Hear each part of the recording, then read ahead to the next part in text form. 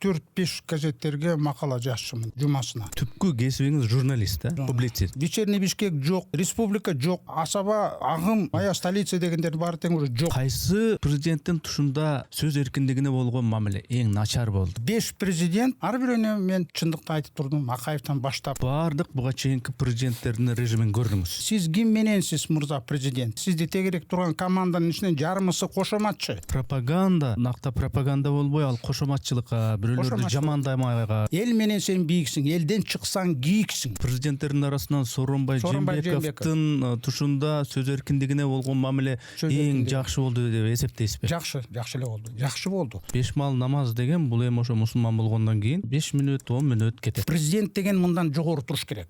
Мына динден, Мамлекеттик маалымат каражаттарынын өзүң жаның өзүң бак дегендей журналисттердин жанагы токтогулдарга окшогондо. Арзаматтар болсо, жок андай эмес.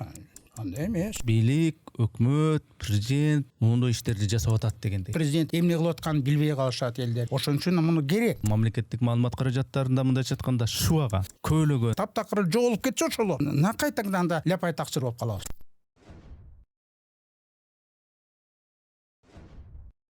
Урматтуу катталуучуларым, биз мамлекеттен же бир коммерциялык уюмдардан каржыланбайбыз. Мээнетибизди каржылай колдонуп калуучулар үчүн эсеп капчыктарды, номерлерди жазып койдук. Урматтуу достор, катталганыңыз, бөлүшкөнүңүз, жакса жакты деп басканыңыз биз үчүн маанилүү.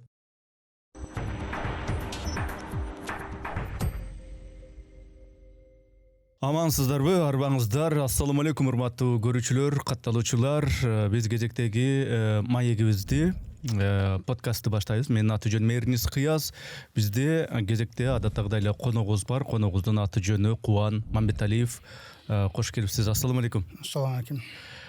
Кубан ага эми көрүүчүлөргө мен сизди тааныштырып коеюн. Филология илимдеринин доктору, Кыргыз Республикасынын маданиятына эмгек сиңирген ишмер, Кыргызстандын атайын жана толук ыйгарым уктуу элчиси, анан журналисттер коомдук бирикмесинин негиздөөчүсү, түптөөчүсү. Атайын убакытты ушул күнгө саатка болжоп келип бергениңизге мен ыраазычылык билдирем биринчиден. Эми жайбаракат бир суроолордон баштай берели. 73кө чыгыпсыз да? 73кө. Анан бул негизи Кубан ага бул карыялык курак да. Анан сизди мындай караганда карыя деп айтыш деле мындай кыйыныраак. Анан негизи кандай экен бул карыялык курак? 70тен ашкандан кийин уже сезиле баштайт да. Сен жигит деген статустан уже өтүп, уже карыялыкка келди деген ошо. Анан билбейм, бул эме деп коет го мындай. Кандай сезесиң? Бул эми жашоонун акыркы 10 жылдыгы башталды деп койсок болот да. 80 жашайм, ал уже предельный жашт, андан кийин уже финиш. Ары же бери жакка ошол. Ошон үчүн алда сезилет. Бирок ал эме кандай десе, өзүңө мындай кармап жүрөсүң. Жашоо деген жашоо, канча берсе ошончо жашайсың да. Ооба. Кубан Мамбеталиевдин жаш кези, баягы энергияга толуп ташып турган кези, ал башкача курак болчу да. Анан кийин негизи адам кайсы жаштан баштап мындай баягы жаш кездегидей болбой, мындай карлыкка алдыра баштайт экен оюңузча, мындай. Баягы жаш кездегидей бар, мындай кылсаң деле окшошпойт, тигиндей кылсаң деле окшошпойт, мындай этияттап жүрүш керек болуп калган, мындай тосмо кайсы жерден экен дейм да, мындай. Ошо кайсы курактан? Эми кандай курак десе, Марк Твен деген Американ жазуучусу бар эле илгери. 19-жылында Марк Твен. Ошол жакшы эле жашады. Анан караганда мындай айтып атпайбы? Бог хранит детей и дураков. Алла Таала балдар менен макоолорду сактайт. Ошону мен өзүмөн сездим дейт. То есть бала катары болуп туруп да сезип туруп, анан кийин макоолун сезип туруп да чал болдундо кеде ошо айтат, чал курагына жеткенин ошону айтып атат да. Эми бул философский көз караш. Эми жашоонун жаш кезинде, суура айтасың, жаш кезинде мындай толук күчтүү энергия толтура, мына мисалы мен 90-жылдарда 30-40-тын тегерегинде болчумун.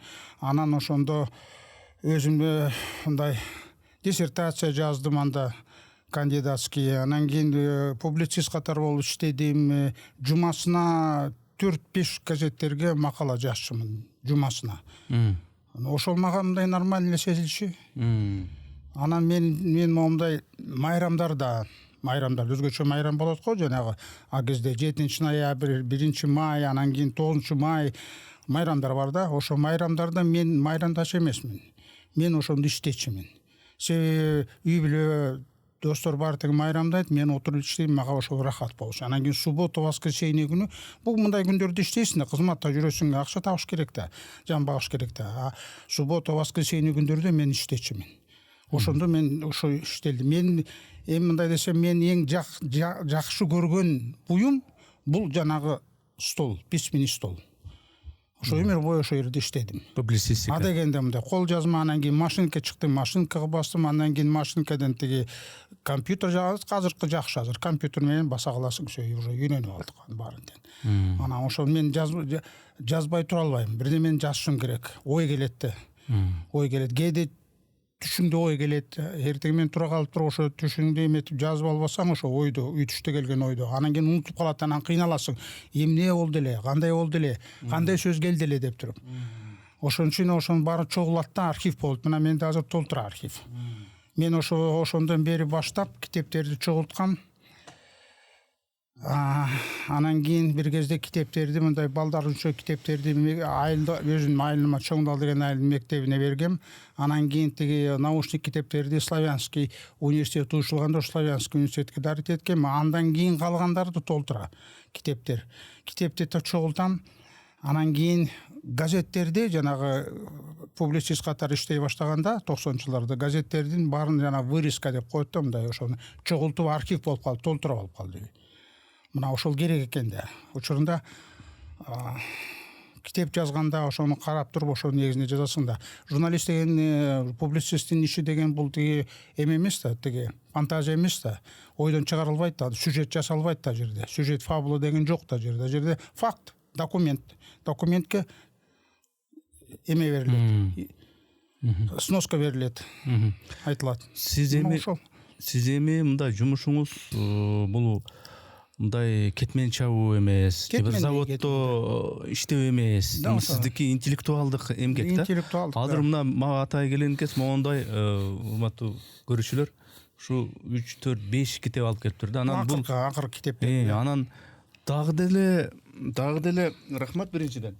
Дагы деле баягы мээнеткечтигиңиз, күжүлдөгөн баягы эмгекчилдигиңиз дагы деле бар экен да, дагы эле китеп жазып, дагы деле ушундай азыр кайсы жерде иштеп атасыз? 15-жылы мен жанагы Гулендин университети бар эмес, Бала Тоо университети ачылган ошондо. Ошол жерге барып чакырган, мен ошол жерде иштеп турганда, анан кийин 1 жылдан кийин тегеме башталды. Гуленге каршы жанагы кыймыл башталды. Гуленди душман кылып койду. Ал душман эмес да, ал чоң аалым деп койт, крупнейший священнослужитель да. Анан кийин мен ошондо ишти токтотуп, конфликт интереси болбош үчүн иштен чыгып туруп, анан кийин китеп жаздым. Гулен жөнүндө. Гулен деген ким, эмне экен, Гулен жөнүндө эмне жазылган, ошонун баарын чогултуп, өзүнүн китептерин, бул боюнча жазган китептерин, анан кийин Турцияда эмне болуп аткан, ошондон анан эметсем, эч кандай террорист эмес экен. Вот, ошондо китеп жаздым. Истина Гулена деп туруп. Андан кийин 16-жылы Төлөбек ректор болгон, Төлөбек Абдрахманов деген эмеден, Арабаевтан ошол чакырды. Келип, эми сиз агай профессор болуп иштеп бериңиз. Кандидатский степениңиз бар экен, эми докторду жактадыңыз, доктор болдуңуз. Анан кийин эми сиз эми тиги профессор болуп иштешиңиз керек да. Сабак беришиңиз керек. Мен ошону 16 жылдан бери баштап, ошол Арабаевта жарым ставка менен иштеп келатам ушул күнгө чейин. Сабак берем. Жумасына 1 жолу, 2 жолу барып коем студенттерге. Биринчи курстун студенттерине. Основном иштешем деп, биринчи курстан студенттерди атка туура мингизиш керек да. Ошону кандай минсе, ошондон ары кете берет да. Эң жаш балдар да, 18-19 жаштагы балдар келет да. Дети еще дагы балдар да. Ошолорду туура үйрөтүп эметкенден кийин, анан кийин журналист болуп чыгышат. Мына азыр Кудайга шүгүр жакшы эле болуп атат. Азыр Российская академия естествознанияда мен академикмен, ошол жерде член редколлегиямын. Анан кийин ошол жерде мен жана аспиранттар даярдагам, журналистика боюнча ал жерден жакташкан билет. Анан мага быйыл эме берди, сертификат берди. Основатель научной школы по журналистике деген. Мына ошону мен иштеп атам. Ошон үчүн жана китептер жазгам, кыргызча китеп жаздым, журналистика басма сөздү кыргызчасынан орусчасын, лекция по журналистике чоң китеп чыгардым. Мына ошо буягында эметип атам. Бирок макаланы деле жазып атам. Макала ансыз тура албайм да. Макала жазыш керек. Эми азыркы учурда мурункудай 90-жылдардагыдай 10 жыл мурун болгон газеттерди жок болуп атат, газеттер. Жок.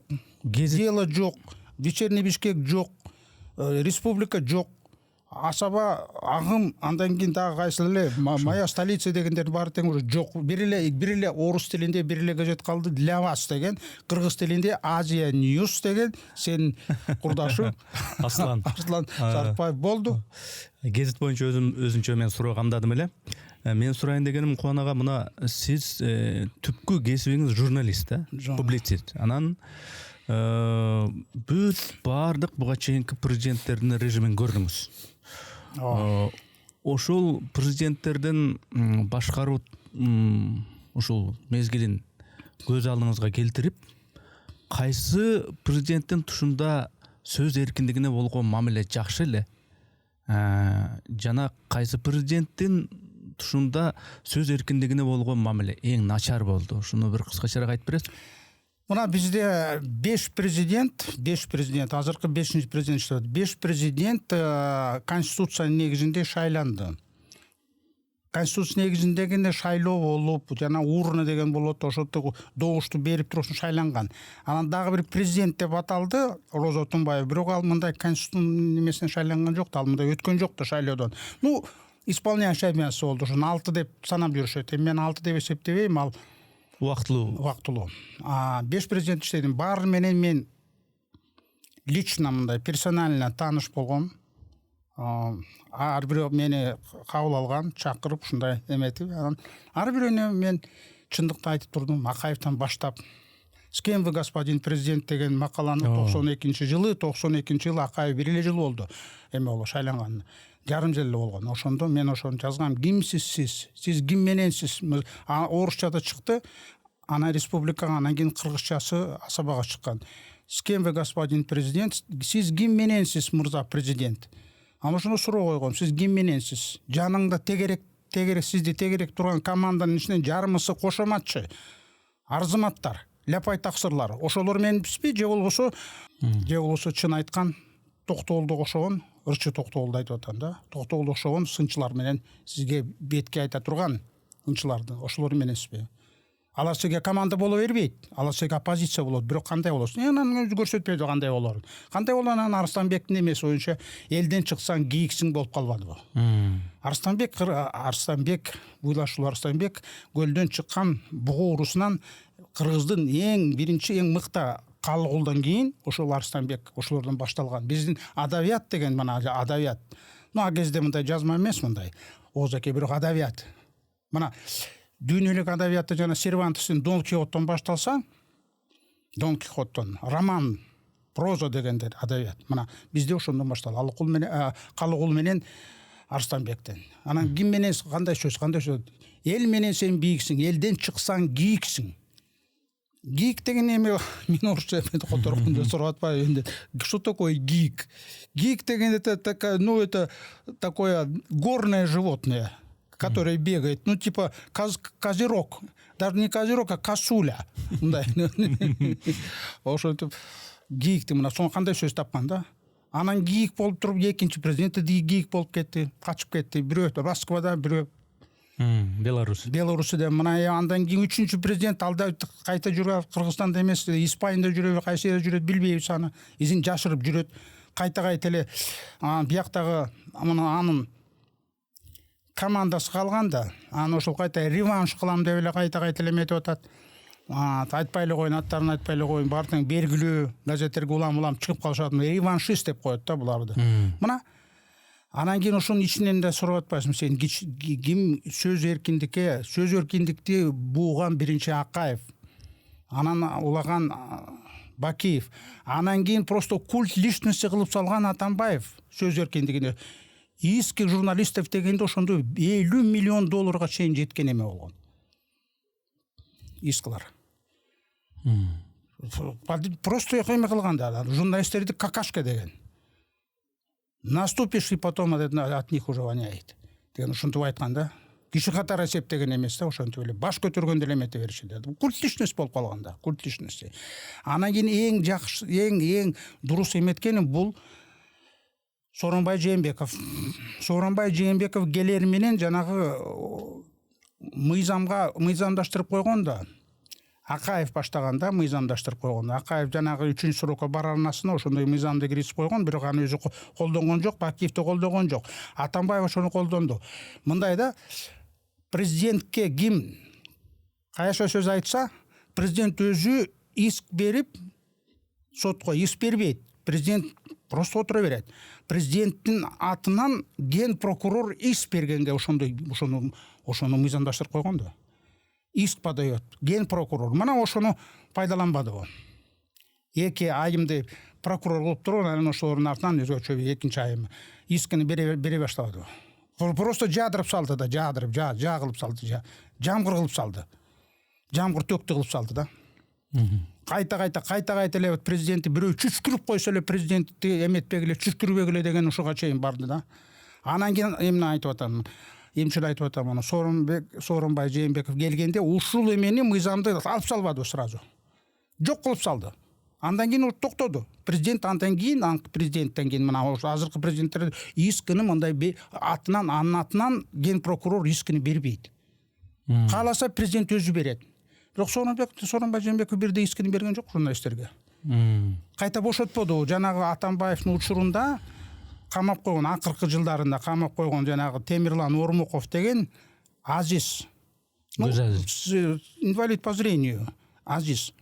Наделе шаарда турат, жанагы инвалидтердин үйү бар го, ошол жерде, микрорайондо ошол жерде турат да. Ошол ыр жазган, ыр 10-жыл боюнча. 10-жылы жанагы чаң тополоң болуп атканда, жанагы кыргын болуп атканда ошого байланыштуу ыр жазганда саясий ыр. Политическая поэзия деп коет да муну да. Ошолор да мындай өзүнүн оюн айтканда, бирок көркөм деп айтканда, ошо көркөм сөз үчүн, поэзия үчүн Азиз акынды сотко берип атпайбы? Сотко бергенде ким берди ошону сотко? Ген прокурор берген жок. Депутат Дастан Бекешев ошол берди. Анан мен ошону жазгам. Слепая Фемида подает иск на слепого поэта. Слепая Фемида деп коет да, сотто слепая Фемида деп көзү. Кайсы президенттин тушунда болуп калат? Атамбаевдин акыркы жылындагы эме болду. Ошондо муну тиги акынды СИЗОго алып барып отургузуп, кыйнап ошол жерден эметкенден кийин, анан кийин уже сотко жакындап калгандан кийин, анан президенттин мөөнөтү бүтүп калып атпайбы? Бүтүп калгандан кийин Сооронбай Жээнбеков келгенде бир заматта эле ошону токтотподу. А дегенде мындай кайрылса, жок тиги биз тигинти минти деген эмесин эме көрсөтчү да тиги берки соттор. Кичине күч колдонуп койду. Президент айткандан кийин 2 кылбагында сөзү деп туруп болду. Экинчи эме менен аны токтотуп салды. Всё, жаап салды деп. Всё, турат. Демек, президенттердин арасынан Сооронбай Жээнбековдун тушунда сөз эркиндигине болгон мамиле эң жакшы болду деп эсептейсизби? Жакшы эле болду. Жакшы болду. Жанагын алып салды. Жанагында сотто тиги доорустар берилген жок. Жакшы болду. Бирок анын жана башка жагы болуп атпайбы? Ал жана 5 бал намаз окуган үчүн жанагындай көз ачыктар келип туруп, аны кезде тиги министр болуп турган жакын адамыбыз биз экөөбүзгө Түгөлбай Казаков. Выдающийся композитор, мелодист. Министр болуп калды культурага. Ошо көз ачыгычта тиги караколдон бир көз ачык келип алып туруп айтып туруп, президент шайланат атымына, марафон башталды да, выборный. Анан кийин тетиги жерде мумия жатат, музейде. Сенин карамагыңда музейде мумия жатат.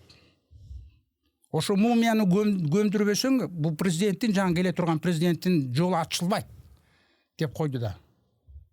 Анан кийин ошондо президент ошондой энергиясын токтотуп коюш керек болчу да, бирок тиги 5 бал намаз окуган кийин кичине мындай Кудайга ишенген, анан кийин ошо көз ачыкта ишенет, анан деп карашо деп туруп карт бланш деп койду, макул деп койду да, болуп деди Түгелбай Казаков комиссия түзүп туруп чечим кылды, баары тең макул болду. Бир эле археолог, академик археолог каршы чыкты. Мумию не хоронят, орус киши экен да. В мире мумию не хоронят деди. Дүйнө жүзүндө мумияны эч ким жерге салбайт, жерден казып алат мумияны. Казып алып туруп анан музейде кармайт ал музейни. Ал башка да мумия деген ал эме эмес да мындай. Мусулман дүйнөсүндө андай жок дечи, бирок бул мусулмандан жогорураак турат да, бул мумия цивилизация да. Правильно, национальность боюнча эметпейт да. Фараондон башталган, анан толтура мына Лондондо мен иштедим, карадым, ошол жерде египетский зал атайын бар, ошол жерде. Анан кийин ошентип көмүп салдым. 20-кылымдын ортосунда, где-то 60-жылдарда Барузин деген известный советский археолог ошону казып чыккан. Казып чыкканда Баткенден казып чыккан. Баткендин жеринен казып чыккан. Так ошол казып чыккан жерге алып барып туруп көмүп салышты ошону. Анан кийин музейлер сөз айтышты. Россияны эмес айтты. Россияда ушундай болгон. Бир Акай дагы бир Акай Гине деген чыккан. Адайда ушундай бир шаман.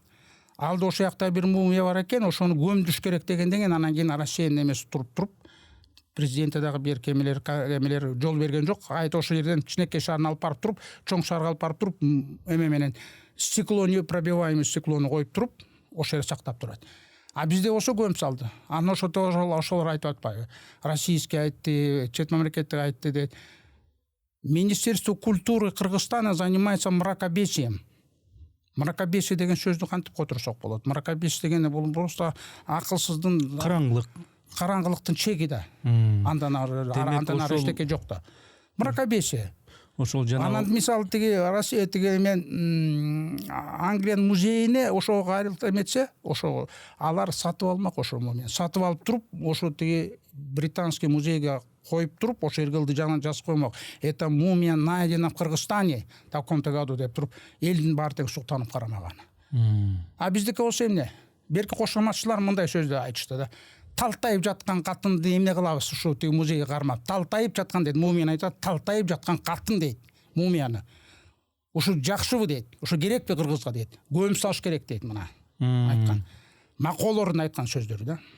Демек сиз Сооронбай Жээнбековдун артыкчылыгы десе сөз эркиндигине болгон мамиле деп эсептейт экенсиз, а жанагы жазатайган жери ошол мумия деп. Мумия болду. Эми биз өзүбүз деги мындай мен ойлоп атам да, президент болгондон кийин момундай жанагы 5 мал намаз окуганды ошонун баарын тең токтотуп коюш керек. Президент болгон учурда президенттен бошогондон кийин кайта окуй бер намазыңды. Жок, элге көрсөтпөй эле, элге афиша кылбай эле купуя өзүнүн үйүндө ушундай кыла берсе деген ойдо экенсиз да, андай ошондой кылса берет. Менден бир дагы ушуга байланыштуу эме айтайын. Бир кезде бир министр болду, бир бала, жакшы бала.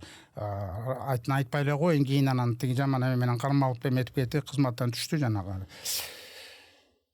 Германиядан окуган. Англис, француз, немис тилин судай билет. Эмеден Америкадан барып Фредерик Стардан окуучу болгон, ошол жерден жактаган илимий иштерди. Бул англис тилин свободно билет. Ошол министр образования болуп калды. Министр образования болуп калды, бир кезде тиги Лондондон бир мен таанышым келгенде ошо кезигейинде алып барсам дейт, анан сүйлөшүп отурду дейт. Мен азыр намаз окуйм дейт, айтпайбы. Бизге туруп кетип калдык.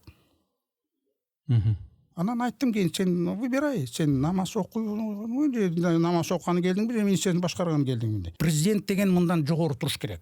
Мына динден, не только тиги эме Будда дини бар, еврей дини бар, анан кийин тиги христиан дини бар. Болбойт да.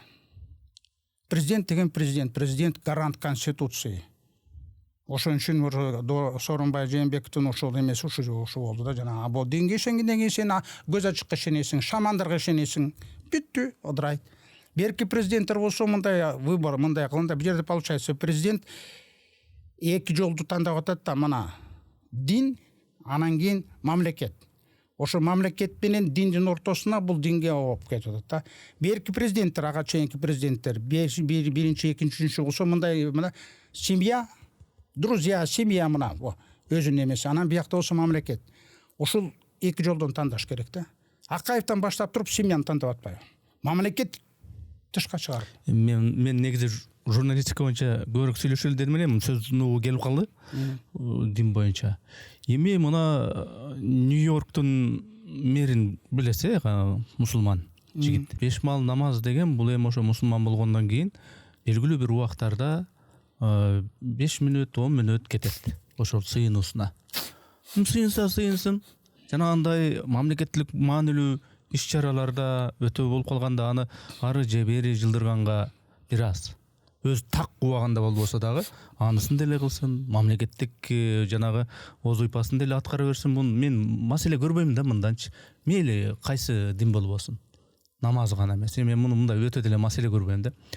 Эми уруксат этсеңиз журналистика боюнча теманы улантып берсек, мына азыр интернетте өзүңүз байкап атасыз, жанагы гезиттер сейрек чыгып калды деп атасыз. Мындай соц тармак күчөдү, блогерчилик деген нерселер пайда болду, YouTube каналдар пайда болду дегендей жайнап. Мына ошондой доордо мамлекеттик маалымат каражаттарынын мындай функциясы дагы мындай өзгөргөндөй да. Алардын кереги барбы, жокпу, эмне кылып атат, кандай болуп атат дегендейчи. Ушул мамлекеттик маалымат каражаттарынын ролуна балким бир өзгөртүүлөрдү киргизиш керекпи, же таптакыр эле аны өзүң жаның өзүң бак дегендей мамиле керекпи? Кандай ойлойсуз ушул боюнча? Бул мыйзамдар бар да, бизде мыйзамдар бар да. Массалык маалымат каражаттары мыйзам, закон о СМИ деген бар, закон доступа к информации деген бар, и так далее, закон защиты деген эме бар деген. Мыйзамдар бар, конституция бар, ошондон чыкпаш керек, ошону кармаш керек. Ана мыйзам болгондон кийин мыйзам турат, президент турат, мыйзамды сактап турган. Ана президент туруп, ошол тиги жазган журналисттерди какашка деген ушу кайсы конституцияга жагат, кайсы динге жагат, кайсы дегемеге жагат, ушу кайсы логикага жагат. Какашка дебедиби? Президент журналисттер какашки. Наступишь, воняет. Мына эмне деген? Нарындыктар эл эмес деген. Таластыктар болсо АВК көбөштүн тукумдары дейт. Ушу президент айта турган сөзбү? Мына Атамбаев ушундай сөздөрдү айткан да. Эми биз мүмкүн болушунча анан кийин мындайдан фамилияларга эмес, мындай фамилияларды айтпай эле коеюнбу? Жок. Эми кандай десек, мындай бир субъективдүү болуп калабы дейм да. Мындай негизи мындай процессти айтсак дейм да. Мен бул боюнча китеп жазгам, атайын культ личности. Атамбаевка байланыштуу. Ошондо ошонун баары тең айтылган, бирок фактически айтылган. Мен аны айткан жок. Ал эмеге микрофондон айтылган эмелер жазылып калган. Газетке чыккандар бар, жазылып калган. Фактически мен эметкен ар бир эмеге ссылка бар, ар бир сөзүнө ссылка бар. Таластан айткан, наргын айтылганда эмес айткан толтура ссылка бар. Бул факт, бул президент. Башкалар айтса макул, кечиримдүү болот. Президентке мындай сөз кечиримдүү эмес. Ошон үчүн айтып атам да менде да. Анан кийин журналисттер ушунун баарын көрсөткөн, ушунун баарын далилдеген журналисттер болуп атпайбы? Журналисттерге баа бериш керек да. Журналисттердин жакшы жагы, журналисттердин жанагы токтогул жагы, токтогулдарга окшогондор. Арзаматтар болсо, жок, андай эмес. Андай болбойт, туура айтып атат. Жашырат, же унчукпай коет. Мен суроом өзөк мындай болчу. Ооба, мыйзам жазылган, массалык маалымат каражаттары жөнүндөгү эмне милдеттери, максаттары бүт баары жазылган ордорду менен. Ошону менен кетиш керек мыйзам. Ооба. Так. Анан мен айтайын дегеним ошол мамлекеттик массалык маалымат каражаттары негизинен көбүнчө пропаганда кылат. Пропагандалык. Бийлик, өкмөт, президент мондой иштерди жасап атат дегендей. Эми бирок ошол чектен дагы өтө ашып кеткен учурлар болуп атат да ошондочу. Пропаганда кыла турган мамлекеттик газеттер бар да, мамлекеттик газеттерде сын айтылбайт. Мамлекеттик газеттер бар, Эркин Тоо деген бар, Слово Кыргызстана деген бар, Кыргыз туусу деген бар. Ар бир областта мамлекеттик газет бар. А жерде сын айтылбайт. Нормально. Бул мамлекеттик газет иштей бериш керек. Мамлекеттик телеканалдар бар. Аны менен чогуу мамлекеттик эмес журналистика бар да. Бар, бирок ошо мамлекеттик эмес журналистиканы баспаш керек да. Эгерде жанагындай мыйзамды бузса, тартипке чакырып туруп. Мамлекеттик маалымат каражаттарында ооба пропагандадан тышкары тигил же бул лидердин мамлекет башчысынын пайдасына аябай эле мактап, жана анын оппоненттерин ошол мамлекеттик маалымат каражаттарында мындайча айтканда шубаган, көйлөгөн Байна газет деп койчу. Ошол жагынан ойлоп атып анан ушу деги бул мамлекеттик маалымат каражаттарынын ушундай боло берсе кереги барбы деген ой пайда болот. Кереги болуп атпайбы? Бул азыркы президенттерге, мамлекетке, азыркы депутаттарга, өкмөткө керек болуп атпайбы? Керек болсо, ладно, керек болсо, мыйзамдын негизинде иштей берсен булар. Элге жеткиш керек деп пропаганда. Ал таптакыр эле эме болуп калбайбы? Дудук болуп калбайбы анда? Билбейт, эмне кылып атканын билбейт. Мына азыр президент эмне кылып атканын билбей калышат элдер. Ошон үчүн муну керек. А бирок берки жагы мен жанагын айтып атам да, мындай да ошол мамлекетте иштеген редакторлар ошону өзүнүн милдетин мындай накта аткарса болот. Накта аткарса болот. Мамлекеттин кызыкчылыгын ойлоп туруп, бирок мындай элдин кызыкчылыгын четке какпай иштесе болот. Андай далилдер болду. Мына Маливанный деген учурунда болгон, ушинтип иштеген да. Андан кийин мамлекеттик жактаган эч ким болгон эмес, бирок эч качан сөз эркиндигине доо кетирип, сөз эркиндигине каршы чыккан эмес. А башкалар болсо эмне адан кийин келгенде? Башкалар мындай рубриканы киргизбеди. Менин президентим. Гейбельс ошондой киргизген. Фюрерде, мой фюрер деген. Менин фюрерим, менин президентим деп киргизбеди. Менин Кыргызстаным десе башка жөн. Мына менин Дагестаным, мой Дагестан. Расулдан Татсын. Бул башка да. Мамлекет башка да. Мамлекет деген бул жеке адам эмес да бул. Менин Дагестаным, менин Кыргызстаным деп айтса болот. А менин президентим деген эме деген сөз? Менин президентиме тийбегиле. Сөз айтпагыла. Эмне үчүн? Эмне үчүн? Күртлишнес болуп атпайбы бул? Жеке адамга сыйынуу болуп атпайбы? Мына ошону айтып атам мен, ошо менен күрөшүп атам. Мындай да, бул жерде журналисттердин баары тең, мына сен туура сөздү козгоп атасың, журналисттердин баары тең бул жолго түшпөш керек. Бул не надо? 100 кишинин ичинен бирөө болсо, ушуну айткан. Жетет ошол. Жетет ошол. А мындай конвейерге салып туруп, муну мындай штамповать этип, мына баары тең ушундай болуш керек деп болбойт. Понимаешь, это бул штучный нерселер, бул мындай. Бирок ошол обязательно болуш керек. Ар бир доорда, ар бир президент учурунда ушундай болуш керек. Таптакыр жоголуп кетсе ошолор. Анда ошол накайтаганда анда ляпай таксыр болуп калабыз. Ошо сиз айткандай мыйзамда ооба пропаганда болуш керек. Мамлекеттин жасалып аткан иштерди, өзүнүн мыйзамдарын реализация болуп атканын ошондой текст түрүндө, радио түрүндө, ТВ түрүндө дегендечи. Бирок пропаганда накта пропаганда болбой, ал кошоматчылыкка, бирөөлөрдү жамандамайга, көйлөмөгө айланып кеткен учурларын айтып атам да мен. Бул мындай да дагы бир жолу айтып берейин. Сен туура эң правильный. Сен дайыма ошондой эмени козгойсуң да. Мен айтып берейин сага. Мен тиги сындап атпайм, Акаев сындап атам, тиги өзгөчө Аткаев менен Атамбаевди. Бирок бул жерде сын менен чогуу плюстары бар да.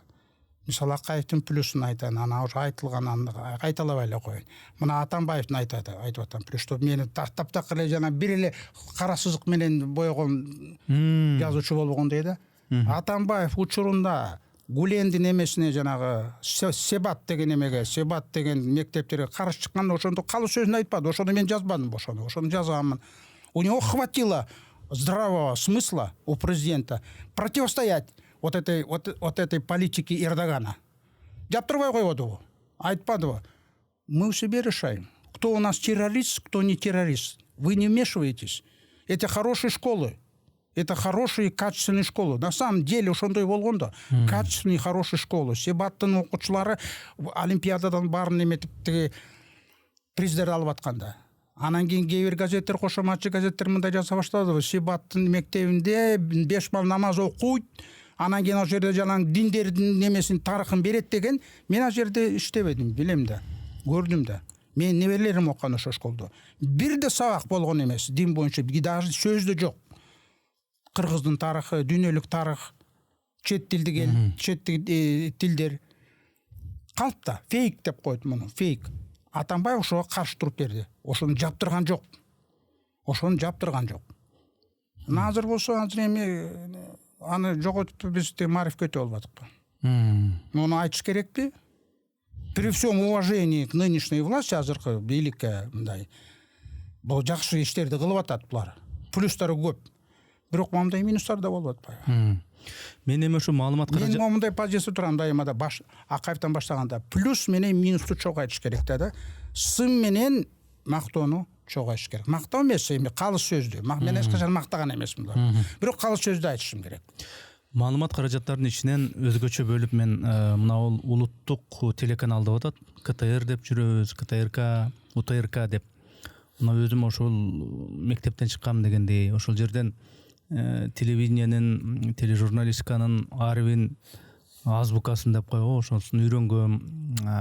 Көп мен сыяктуу да Толгон Токой ошондой журналисттерди даярдап чыгарчу бир мектеп, анда талаш жок.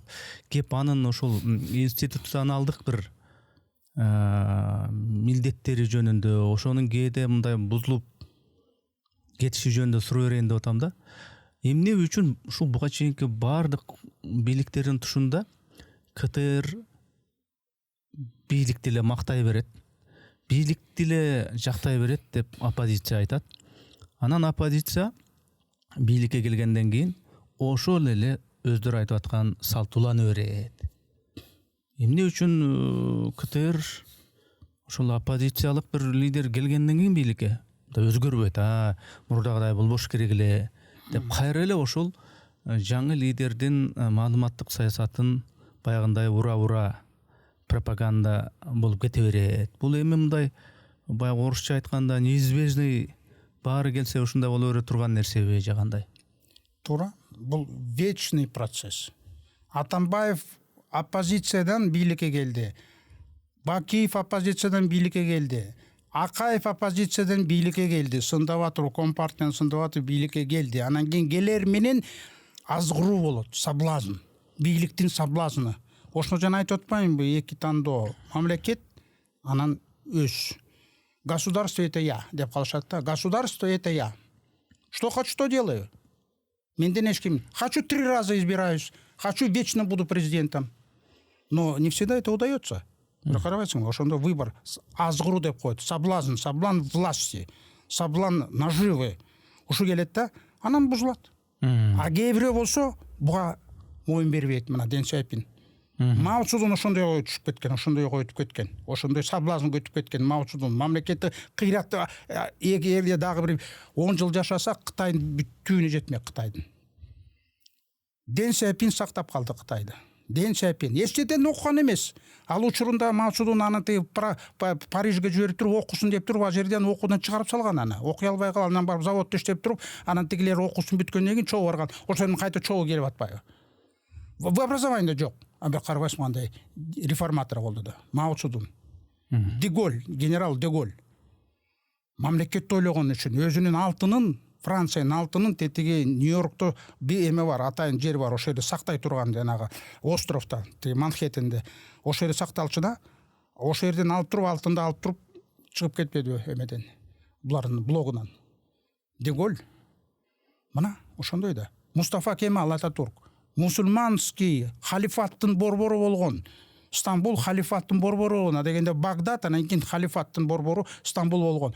Стамбулду Турцияны, ислам аплот болуп турган ошону светский, ошону теги демократический мамлекет кылбады Мустафа. Үйлөнгөн да жок. По себеби мамлекетти тандаган. Дэн Сяопин бул мамлекетти, мына Путинди азыр айтылат, Путинди. Үй бүлөсүн тандаган жок да. Горбачев үй бүлөсүн тандады. Райса Максимовну тандаган үчүн эмне болду? Акаев, Майрам Акаевни тандады, эмне болду? Путин мамлекет тандаган үчүн азыр мамлекет жогорку деңгээлге чыгып атат. Бизде ошондой керек болуп атат. Бизде ошондой лидер керек болот. Азыркы лидер ошо үмүт бар, азыркы лидер Жапаров менен тандем болуп атат, жакшы тандем болуп атат. Жапаров, Ташиев. Булар ошондой азыр ушул жолдон эметпесе, мамлекетти ойлосо, пока мындай үй бүлөнү ойлогон жери жок, көрүп атабыз да. Билинип калат да. Кыргыз эли барометр сыяктуу билип калат да. Анан кийин мына ушундай көрүнүп соблазн болуп атат. Соблазн. Ар бир келген президент жакшы келип туруп, анан кийин 1-2 жылдан кийин всё азгыруу. Жана Путинди айтып кеттиңиз да, ушул өзүн бир жакшы тиги Атамбаев жакшы бир мисал келтирген, өзүнө тиешелүү мисал дейт. Дракон в пещере дейт. Подошел к пещере, значит, воин, который хочет дракона өлтүрөйүн деп келген да, драконду тиги аждарды. Ошо кирет да ичине. Үңкүргө киргенден кийин өзү аждар болуп чыгат. Кийин өлтүрүп туруп анан өзү аждар болуп чыгып атпайбы? Ошондой болбодубу? Үңкүргө барды, кирди, үңкүрдөн кийин аждар болуп чыкты, бийликтен кийин. Соблазн. Азгыруу. Кыргыздын жакшы сөзү бар, азгыруу. Азгырылат. Бийликке азгырылат. Жажда власти. А мындай это санда. Это единичные люди. Сейрек. Это вот тенсияпи. Ну, бир манжан эмес менен санаса болот. Сизде инсандын ушул Путин боюнча айткан пикири мен үчүн маанилүү. Путиндин ушул Украина маселесине жасаган мамилесин, тиги мунусун, анын ага карата жанагы авторитаризмдин дак ана башы деген айтылып аткан сындарды кошо эске алганда, Путин сиз мындай суктанган, тамшанган саясатчылардын бири экен да? Ооба. Орус халкын сактап атат. Орус халкын сактап атат. Орус жерин сактап атат. Крим деген качан Крим Украина болушу. Хрущевдун аялы Львовдон болчу, украинка болчу. Хрущевдун аялы ошол өзүнүн тиги кайын журтуна кошомат кылып туруп ошону берип салган. Украинаны. Донбасс, Днепропетровск кайдагы тиги эме болсун. Днепропетровск деген Петр.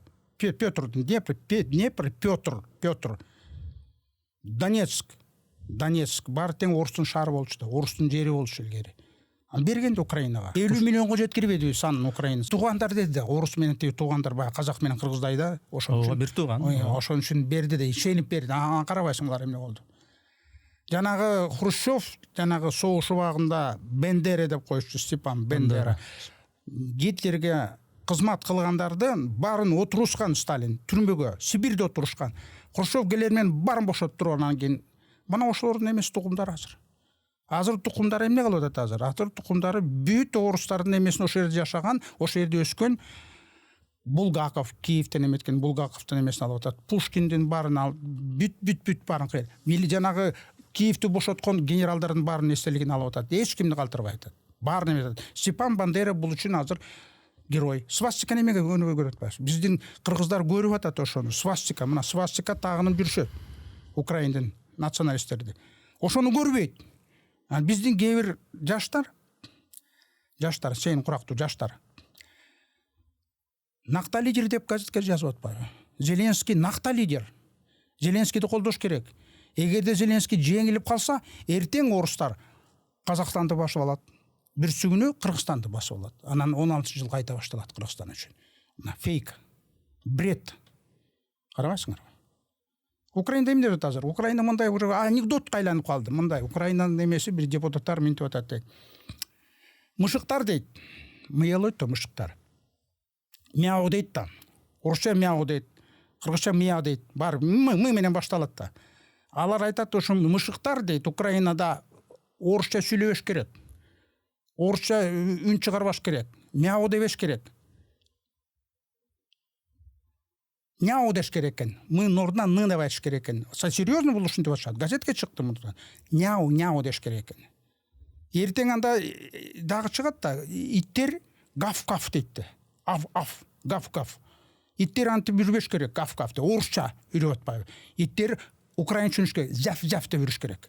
Мына логика эмне берет? Бул логика эмнеге алып барат? Бул логика фашизмге алып барат. Ушул логика менен Гитлер бийликке келген.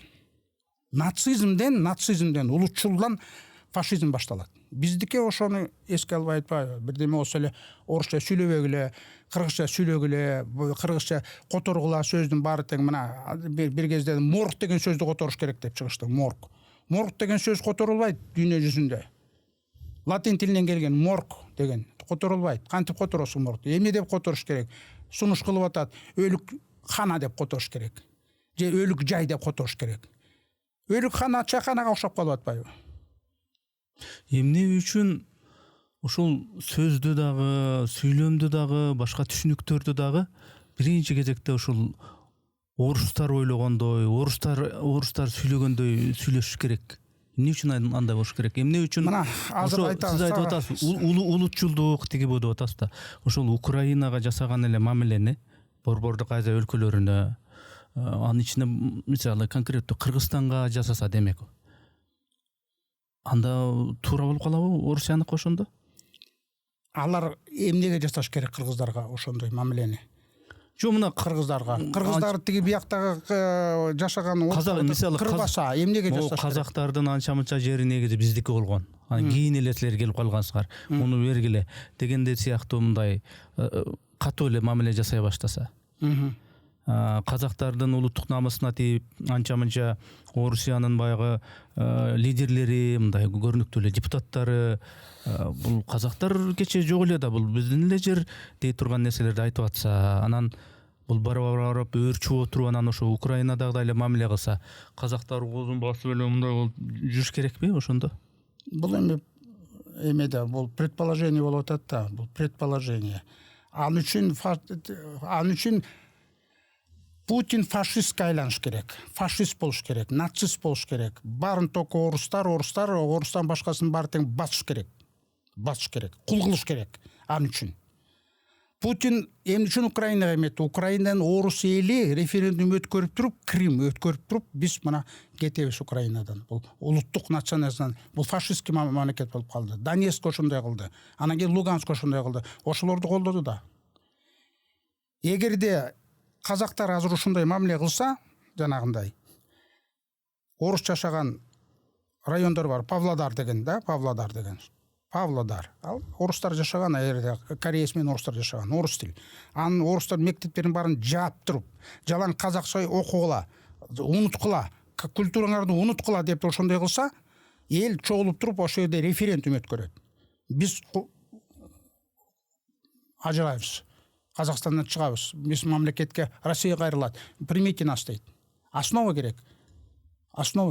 Анан казактар келип туруп, сиз эмне үчүн ушинтип атасыңар деп туруп, анан кийин согуш баштап туруп, ошол жерде жан чыга баштаса, анан кийин орустар жардам берет да. Орустарга. Кантип унчукпай коет. Бизде андай жок, мисалы.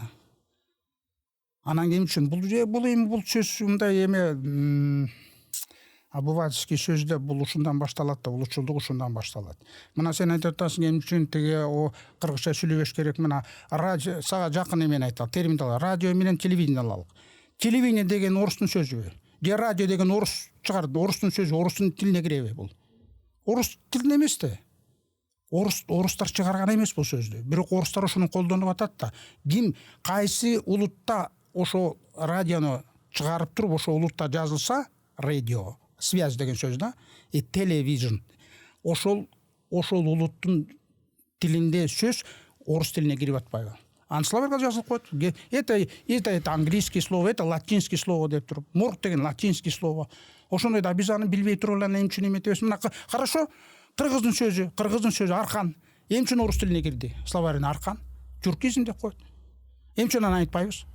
Жок, мен ал сүйлөмдөргө, сөздөргө байланыштуу эми талаш улана берет негизичи. Азыр эгер мен айтсам, сиз да бирде айтасыз дегендейчи. Мен айтайын дегеним, орустарда Россия для русских десе боло береби?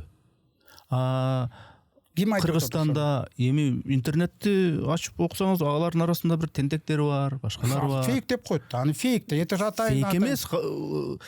Карасаңыз, видеолорда жүрөт, фотолорда жүрөт. Официальный информация деген ошондойду российский телеканалдар айтса, российский газеттер айтса, мамлекеттик газеттер, КТР, РТР айтпайт.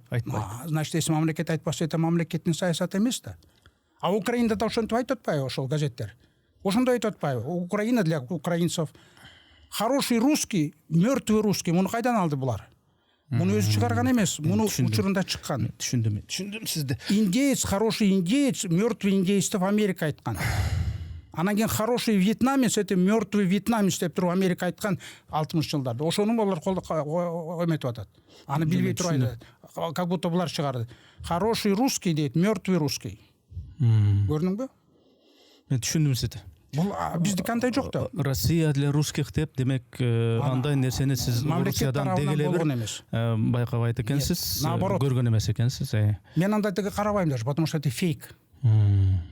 Интернетте фейк толтура, фейк. А фейк это проплаченный. Иногда проплаченный, иногда дурость, тупость людей. Просто бирөө местне келди, ошол жазып атат. Мисалы, невзоров окшогон эмелери бар да.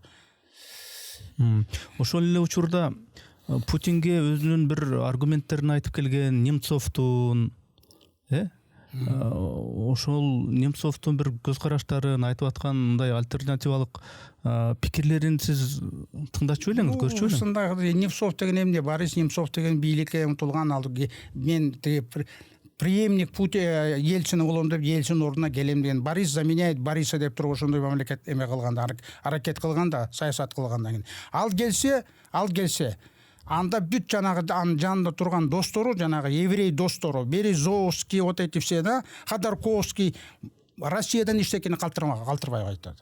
Россиядан эчтеке калтырбайт эле. Это конец России был бы. Путин спас их вот от этого. Вот от этого вот еврейского, вот этого вот гадкого, такой оппозиционных вот этих оппозиционных, анын ичинде жанагылар. Во главе этого было Ходорковский, Березовский и вот такие вот люди. В том числе и Немцов, Борис Немцов. Ошолордон сактап калды Путин. Аны мындай кичине анализ кылыш керек да, биз анализ кылыш керек да. Эмне кылды мына Горбачев? Талкалабадыбы?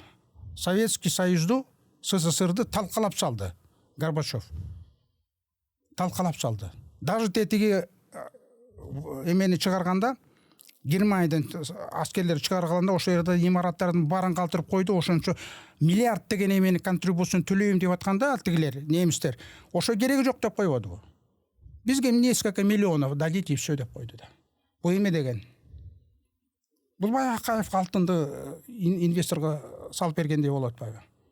Кыргызстанда алтын жок да азыр. Кыргызстандын өзүнөн эмес жок да. Запас жок да. Билесиңби канча запас азыр Өзбекстанда? Заравшан деген жерден казылган алтын. Заравшан деген Зара, Равшан деген дарья, река. Зара деген алтын. То есть золотая река. Заравшандын эки жагынан казган, алтынды казган. Бир жагынан американецтер, бир жагынан англичандар казган. Азыр канча билесиңби? Барбы маалыматың ошондой? Интернеттен карап көр, золотые запасы стран деп койсоң, ошондо Өзбекстанды карасаң, азыр ачык. Каримов учурунда бул жабык информация болчу, азыр ачык информация. 400 тонн золота банки Ташкента. 400 тонн золота — это запас, государственный запас Узбекистана. 400 тонн. Это 17 место в мире. Уже 17 место, 15 место в мире. А биз кайдабыз? Сен билесиң канча запасыбыз бар биздин? Мамлекет запасы. Бизде списокто жок ады. Кирген эмеспиз. Себеби понятие жок бизде, мамлекет запасы деген понятие жок. Акционердин алтыны. Акционер. Акционерный коом казат, акционерный коомдон анан кийин Госбанк сатып алат аны акционерге. Акча акционерге түшүп атпайбы? Журналистикага кайрылалы. Жана КТР боюнча айтып келатып, анан сөз Украинага чейин, Путинге чейин кетти. Мен КТР боюнча сурадым эле. Ким келсе дагы бул КТР баягы ойдон кала берет деп, анан сиз жооп бердиңиз. Эми ошол эле параллелде азаттык боюнча да билгим келет да. Азаттык эми бул мындай канчалык деңгээлде ушул медиа өзүнүн түпкү баягы бейтараптуулук принциптерин, оз уйпасын аткарып келди жана аткарып жатат. Азаттыкка боюнча пикириңиз? Азаттыктагы жанагындай принцип менен караш керек да, плюс минус менен. Учурунда плюс чоң плюс болгон азаттык. 2002 жылы Аксы окуясы болгондо ошо азаттык ошонун баарын тең чагылдырган.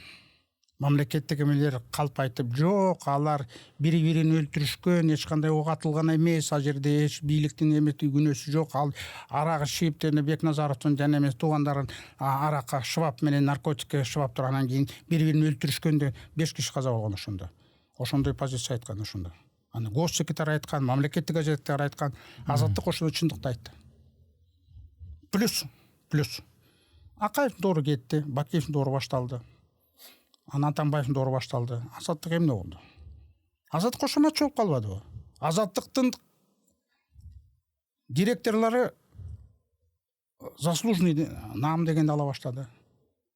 Культура, заслуженный деятель культуры деген ала баштады. Так? Анан кийин аны тиги ошол азаттыктын эмесин алып барып туруп тиги КТРга президент кылып койду. При КТРга. Как это так? Себеби кызмат кылды да ошол жака. Бийликке кызмат кылды. Жанагындай уже жок. бул законченный нерсе. Кээде ушундай жакшы аты чыккан журналисттер каким-то непонятным образом метаморфоза болуп кетет да, метаморфоза болуп туруп анан кийин столько бир туруп токтоо болуп турган акын арзымат болуп калат да бир заматта. Лепай таксыр болуп калат. Буну айтыш керек. Муну мен айтып атам. Түшүнүктүү. Азаттык боюнча дагы пикириңиз түшүнүктүү. Плюс-минус. Сиз Ошол эле BBC деле ошондой плюс-минус. Сиз публицистика жаатында өзүңүз ушу мээнеттенип келген, иштеп келген журналистсиз. Мына өзүңүз жана сөзүңүздө айттыңыз, акыркы кезде мына гезиттер дээрлик окулбай калды, көпчүлүгү басылып чыкпай да калды деп, бир некин эле гезит калды деп. Ошондо ушуну менен гезиттин доору бизде Кыргызстанда бүттүбү? Бүтүрүп атпайбы? Азыркы мэр гезиттен киоскин баарын алып атпайбы? Гезитти мына алыш үчүн эмне кылыш керек? Гезитти бир көчөдө 5 киоск болсо, азыр 5 көчөдө 1 киоск. Ошо киоск болуп тете оптовый рынок бар болчу вечерний Бишкекте. Ошол Бишкектеги оптовый рынокто да ошол жерде талкалап салышты. Ошол жерде тартып алды да, анан кийин ал тиги Горки жанагы типография бар го, Горки көчөдөгү жана американецтер түзгөн типография. Ошонун жанына алып барып туруп койду. Алыс. Ажерге мен ошол жерден барып алчумун. Ажерге азыр бара албаймын. Берки жанагы анда-санда калган где-то бир 5% киоск калды. 100%-тен 5%. Ошолор барып ошол жерден алат да, анан кымбат баа менен сатат да. Мисалы, тияктан газеттер 25 сом болсо, бол алып келип туруп жерден 50 сомдон сатат. Айла жок аласың. Бул эмне деген саясат? Мэрдин жасаганы. А мэрди бирөө ошондой эметти, азгырдыбы мэрди? Эмне үчүн ошондой кылды? Эмне жек көрөбү газеттерди? Саттырып койбойбу газеттерди? Негизи эле гезиттер Оптовый рынокто эмне үчүн чыгып атат да газеттер, чыгып атат да. Кээ бир газеттер чоң тираж менен чыгып атат да. Аны караш керек. Ошол оптовый рынокто калтырыш керек болчу да аны. Анан кийин мына азыр таптакыр жойоюн деп жое албайт да газеттер. Мына өнүккөн мамлекет США, мына Лондондо газеттер чыгып атпайбы? Интернетте чыгып атат, эмети толтура эмелер чыгып атат, бирок газеттер чыгып атпайбы? Бизде тираждары чоң. Үмүт бар да, бизде эми жоголбойт го, бул убактылуу эле көрүнүш го дегендей. Илеген тиги Кытайдын газетиси кантип тура алат? Кытайда миллионный тираж. Мен Нью-Делиде болгом, Нью-Дели. Это первая страна азыр по населению. Нью-Делиде Daily News деген газет на английском языке чыгат. Анан кийин өз тилинде чыгат. Daily News дегенин тиражы 10 миллионов. Өзүнүн вертолету бар. Кайсы жерде дүйнөнүн кайсы жерде мындай бир жеме болсо, бир какой-то ЧП болсо, ошол жака өзү барып учуп туруп ошол жерден репортаж кылат. Первый репортаж жасайт да. Газет. Аны телеканал менен жасай албайт. Керек газет. Ушунга чейин иштеп атат ал газеттер. А бизде болсо сүйүнөбүз, газеттерди эч ким окубай калды дегенде. Жаштар айтат да муну. Жаштар мага окшогондор. Бул убактылуу көрүнүш деп эсептейсизби? Мен убактылуу көрүнүш дейм. Кыргызстандагы учурдагы сөз эркиндигинин абалы боюнча сиздин көз карашыңыз кандай?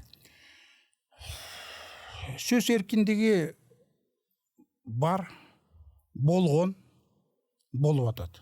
Сөз эркиндигин таптакыр жоюла элек. Сөз эркиндигин эч ким жое албайт. Сөз эркиндиги калат. Тил кесмей жок. Баш кесмей бар, тил кесмей жок деп кыргыздар чыгарган. Биздин бабалар чыгарган. Баш кесмей бар, тил кесмей жок. Тил кесмей деген элчи, журналисттер. Элчи менен журналисттердин тилин кеспейт. Саясатчылардын башын кесе берет. Алмаштыра берет. Журналисттердин кеспейт. Ушул азыркы режимде деле бир топ журналисттер мындай камалып чыгышты, бир топ үй камагында, пробацияда, биртөө четте жүрөт дегендей анча мынчасы. Мурун деле камалбады. Мурун деле канча журналисттерди өлтүрүп тасташты. Бүгүнкү күнү айтып атам. Саиповду өлтүрүштү, Оштон. Анан кийин Геннадий Павлюкту бияктан өлтүрүштү. Андай да болгон да. Бүгүнкү күндө. Бүгүнкү күндө эми Кудай жалгап өлтүрүү боло элек, бирок жана камап атат, сыноодан өтүп атышат. Бу жаштар сонун өтүп атат. Кээ бирөө өтөт, кээ бирөө өтпөй калышат, андай болот да. Ошонун ошол камалган журналисттер ошону көрмөк, тилинин азабын тартсын, тилин бир аз тыйбыраак жоопкерчилик менен жазсын дегендей пикирдесизби? Же болбосо ак жерден камалып байкушчуларды жөн эле койсо болот эле дегендей ойдосуз? Мен антип кантип айтам? Мен антип.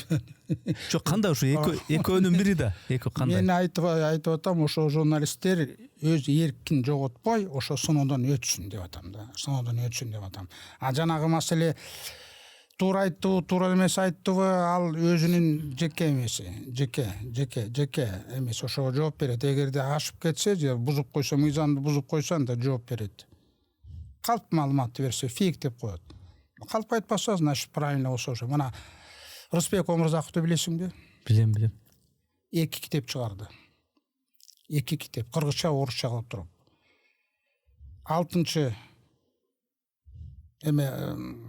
5-жыл боюнча, анан кийин 10-жыл боюнча 2 китеп революция боюнча китептер чыгарды да, орусча, кыргызча чыгарды да.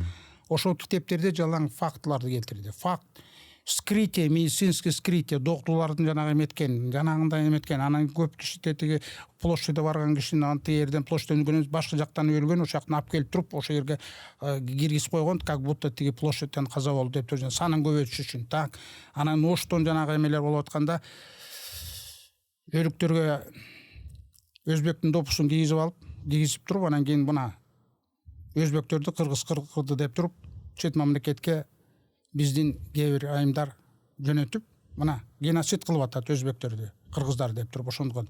Кыргыздын жана милиционердин башын тепкен анда журналисттер чыгарды. Аны футбол кылып ойногонун ал геноцид эмес экен да. А бул геноцид экен да.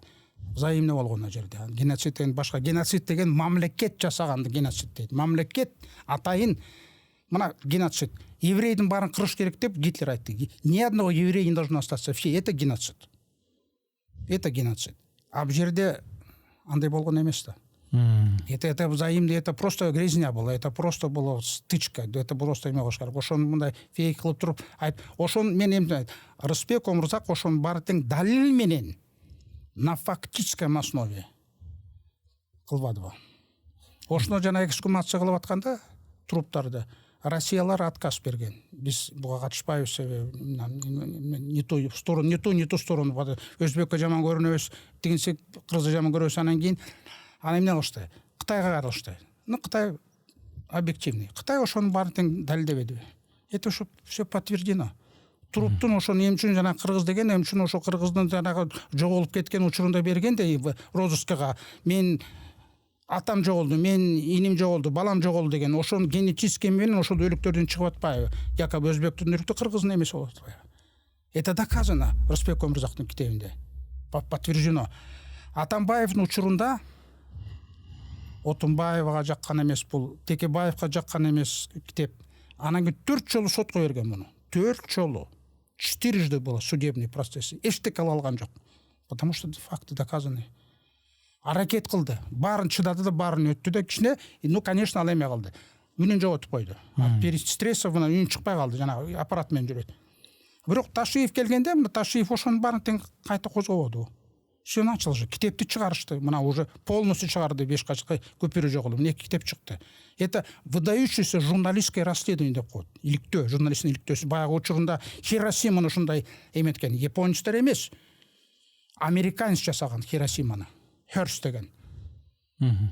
Вот это выдающееся эме. Биз үчүн азыркы учурда кыргыздын журналистикасынын бул эң жакшы бир үлгүсү да. Ушундай жетишкендиги, журналистское расследование. Мына Рысбек Омурзаковдун. Мына жүрөт азыр. Кыргыз журналистикасына эмне жетишпейт? Өксүгө эмне да кыргыз журналистикасына? Кыргыз журналистика бар тең жетишет.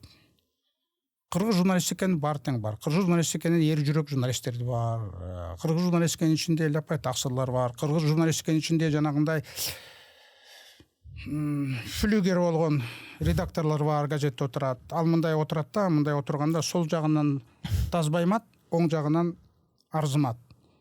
Бирөө айтат мактагын, бийликти мактагын, Арзымат айтат. Бул айтат, эй, сен унуткун. Манастында унуткун. Бийликтин ысымын билгин деп туруп. Тазбаймат. Мына ушундан кутулуш керек, но кутула албайт, боло берет. Бар тең андай эмес. Опять плюс-минус. Плюсы-минус. Мына Арслан Сатпаев кандай журналист? Мыкты журналист.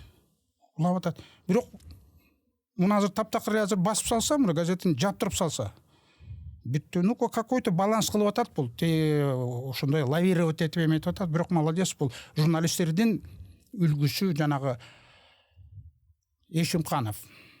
Мелис Эшимкановдун учениги да бол. Ошондон үйрөнгөн да. Ошол Мелис Эшимканов кандай газеттерди учурду? Андай эмет, анан кийин тигинде болду, мындай болду, бирок Мелис Эшимкановдун жанагындай жетишкендиги газеттерди ушундай эмеге чыгарганына, ушундай жогорку аскага чыгарганына Мелиса Эшимхановдун эмгеги жоң зор. Азыр Асель